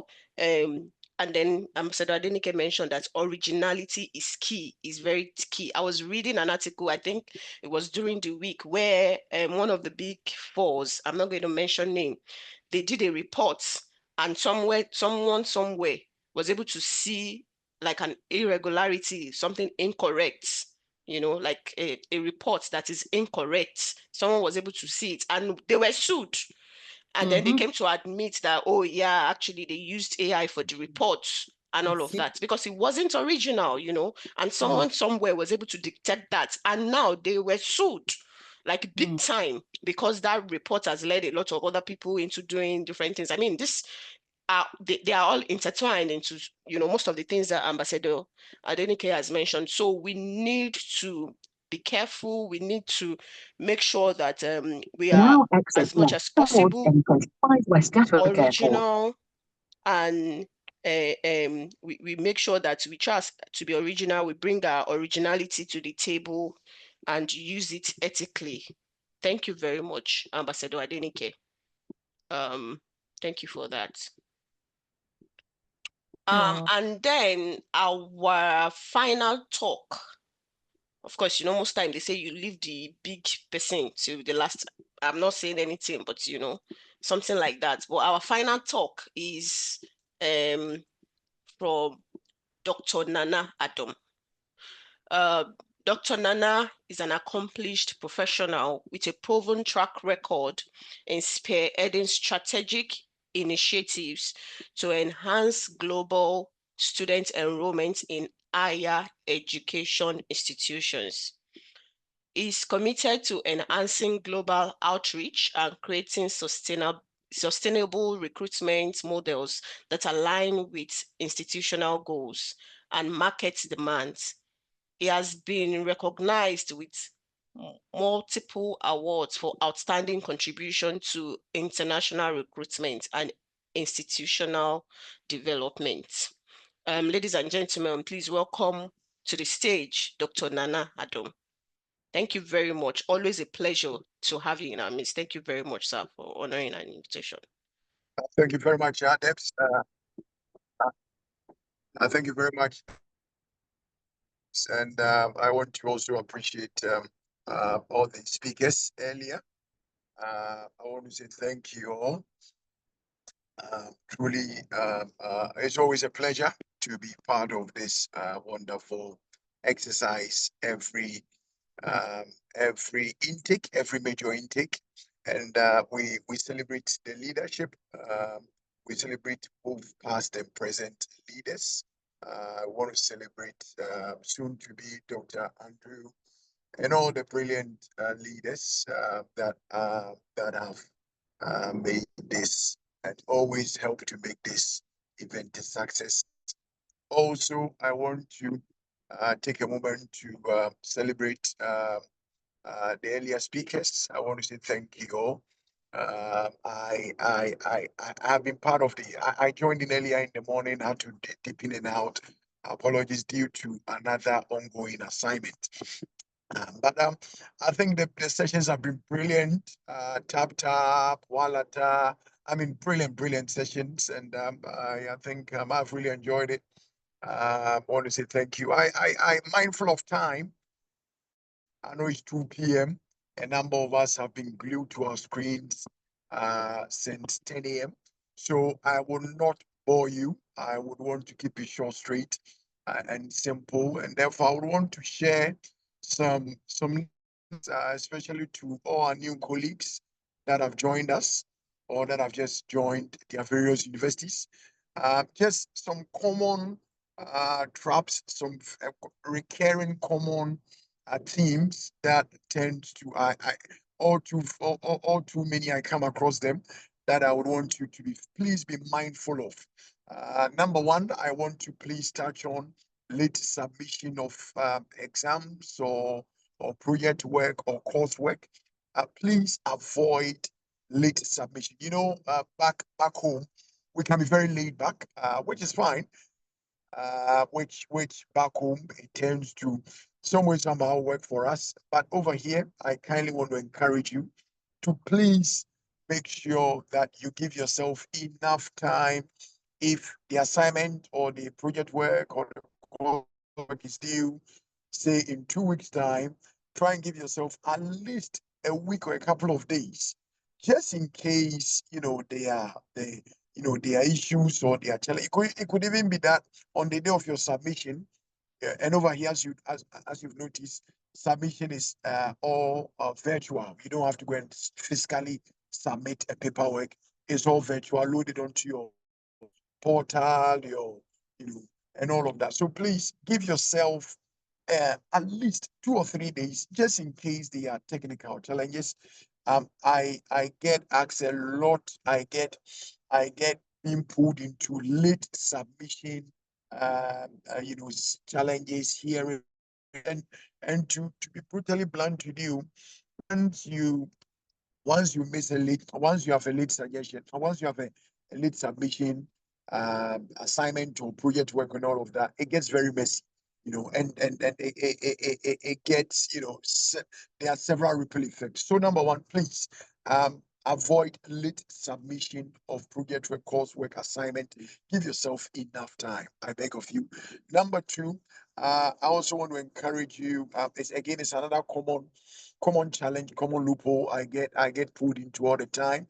It's where students, they when it comes to tapping in and tapping out compliance issues, they don't. Some students barely tap in. There's a whole compliance team, as you may have noticed, that do monitor search, and if they notice that for a while, your compliance, your attendance has been poor, it'll trigger a whole lot of meetings and query and all of that. So please do make sure you tap in, you tap out, and as well, if there are any issues with that, speak to your faculty. The other thing too I want to speak about is the tuition fee top up. So as a number of us here may have noticed, I think very few of us paid full tuition fee. Most of us would have paid, the basic requirement, either 4,000 or 60%. For Anglia Ruskin, the requirement is 60%. So once you paid your 60%, you've got another 40% to pay. I beg of you, and I'm saying this passionately, if for any reason you know you're going to struggle with your 40%, now that you've completed your 60%, please don't leave it too late. The nature of how finance operates it, once they get it locked, but once they log it, that they'll give you several reminders, blah blah blah, and then give you enough time to make sure that you've tidied up. If for any reason you know truly that you're going to struggle, to myself, give me enough. I will need enough time, right, to try and go and make a case to finance. But if you leave it late, for instance, if they've been chasing you all this while, and then suddenly, it's a week to the time, and you come to myself or you go to any of the leaders, it'll be virtually impossible to work any magic. So please, don't leave it till too late. Lastly, I want to really encourage us you would have noticed there are various faculty rep elections ongoing, faculty student union elections. Please, let's get involved. Make sure we put our names out there. Ensure we are well we have our Asian colleagues representing us. That's brilliant. But I think about time we need our own as well to be well represented. So please, I want to encourage us when it is about time. I've seen some flyers, some posters flying around, which is brilliant. And I want to encourage as many of us that can sign up to please do so. Sign up, faculty representation, your course representation. Let's sign up because look, we need our voices in all these student union. We need representation, and I think the only way we can make sure that our voices are heard. And I mean, I celebrate previous executives; they've done remarkably well. But it's about time we also make sure that we, for us as well, we put our names out there and have ourselves well represented when it comes to faculty and course representations. Lastly, make sure please ask Pastor, was it Lady Pastor Denike, I've forgotten the name. Pastor Olainka. Yeah. Yes, Olainka, yes. As she said, make sure oftentimes you come here and it's me, myself, and I make sure you are not alone, you are not an island, brilliantly, by the grace of God, go to Nigerian Student Society, and several other bodies. Please be a member, be a partaker. Make sure 1 mile, make sure, right. Sorry. Make sure that you are part of this. Let your presence be felt. That way, if ever, we are there as a support network group. We are there for each other. We look out for each other. So make sure that during our meetings, you don't absent yourself and all of that. That way we're able to support each other and give each other a helping hand. Thank you very much. And I hope that the few points I've shared is useful. Thank you very much once again for the opportunity. I am grateful. Thank you.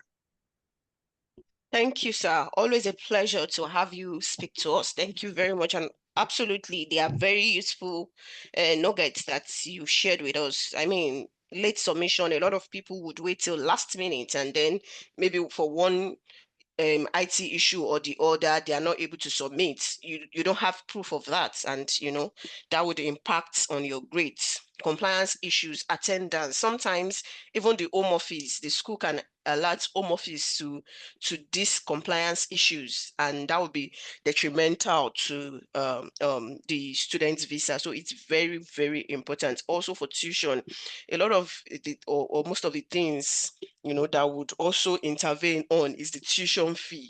Make sure that you pay your tuition. If you signed up to the monthly, please make sure that we pay it. Another advice I give people is, for example, if the monthly payment is supposed to be, say, 1,000 per month, please endeavor to pay the 1,000 per month. But peradventure, for one particular month, you are not able to pay it and you only have about 500, please pay it still. Don't leave it and say, oh, it's not up to 1,000 this, because what happens is before you know it, even the 500 becomes 200 because you keep just spending it. Just pay it. That also gives the assurance to the university that, oh, okay, maybe this person is having challenges this month because they pay 1,000 every month, but this or the contract was supposed to be 1,000 every month. This month they've paid 500. Maybe there's something going on. They don't. The university does not sit back and think, oh, this person has forgotten about us, because that's what happens.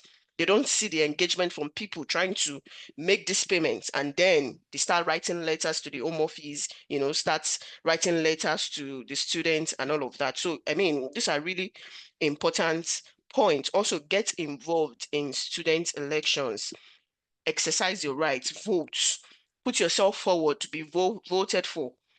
Even if you try this year and you don't see a lot of persons, that is you putting yourself forward. You try again next year, and now you'll be surprised at how much confidence and everything that you would have gained. And all of this actually wraps up into everything that has been mentioned here by most of the speakers. Join a community. You are not an island. Join a community. You need that network. You need that togetherness. You need to be able to bounce your ideas off people. you know. Also, there's like a mentorship program that we run at the NSSPF. Please put yourself forward and join. Have a mentor like Pastor Olayinka mentioned as well. Join. All of these things helps to make a model student. Thank you very much, Dr. Nana. Really appreciate it, sir.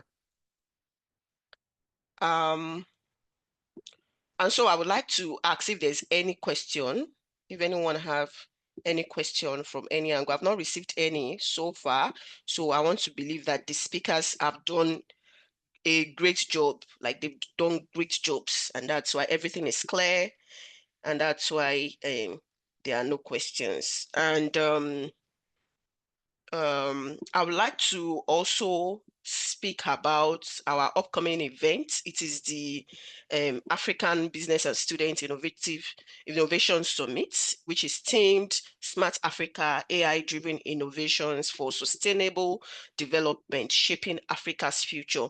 The good thing about this year's summit is that it's not just limited to those in the UK, even those in Nigeria can join as well. So this summit will bring together, you know, leaders, entrepreneurs, students, graduates, you know, people, employers, even people that you are able to hear them speak, share their experiences, talk about AI, you know, innovations, how can we shape Africa's future, all of those things, you know, would be would have the opportunity to do at the summit. And this year's summit, it is the University of Sunderland that is hosting us. Last year it was the University of it was Anglia Ruskin University that hosted. This year it is the University of Sunderland that is hosting us. Please feel free to register so that you can get the link when it's time to join, and also that you can make preparations to be in Sunderland on the 31st of October 2025. Also, I would like to say that because of this summit now, we are calling for applications. So if you've got any idea that you think, you know, you need more people to be aware of, or that you are developing an innovative idea, anything that you think that, oh, this is actually good and you can pitch that, please put in your application, and there's opportunity to even get funding, you know, mentorship opportunity, potential funding and support, award and recognition, even at the event there for the ideas or innovation that will be picked. Even if you don't have like an idea or innovation, I mean, your research can spring forth an idea in someone's mind. So if you have maybe a research paper that you want to, you know, submit to this application, please feel free to do that as well. Thank you very much. So do we have Honorable John Samuel in our midst?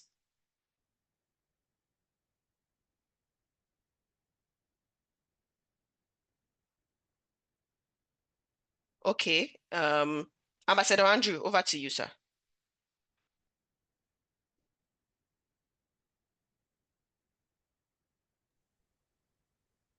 Thank you so much, Madam Debbie, for the wonderful job. And we thank every speaker, Dr. Nana Adam, Ambassador Denike, and those who have come before, Dr. Tarisa, Jennifer Oswide, Dr. Dikin, Olubenga, and then Pastor Olayinka Thomas Arugundade. We thank everyone. And most importantly, thank everyone who have been part of this. Like I always say, Pastor Reverend Professor Lumumba, if we do not have the audience, we are only speaking to ourselves. But we want to crave the indulgence, and we want to apologize to the audience for the time taken. It was supposed to be 2 hours, but sometimes when you have a powerful, fireful discussion going on that is very impactful, you can see that the time is worth it. So before we go, please just for like we normally do, if you can switch on your camera, we will stop recording this moment. So, and then stop live streaming to avoid revealing your. So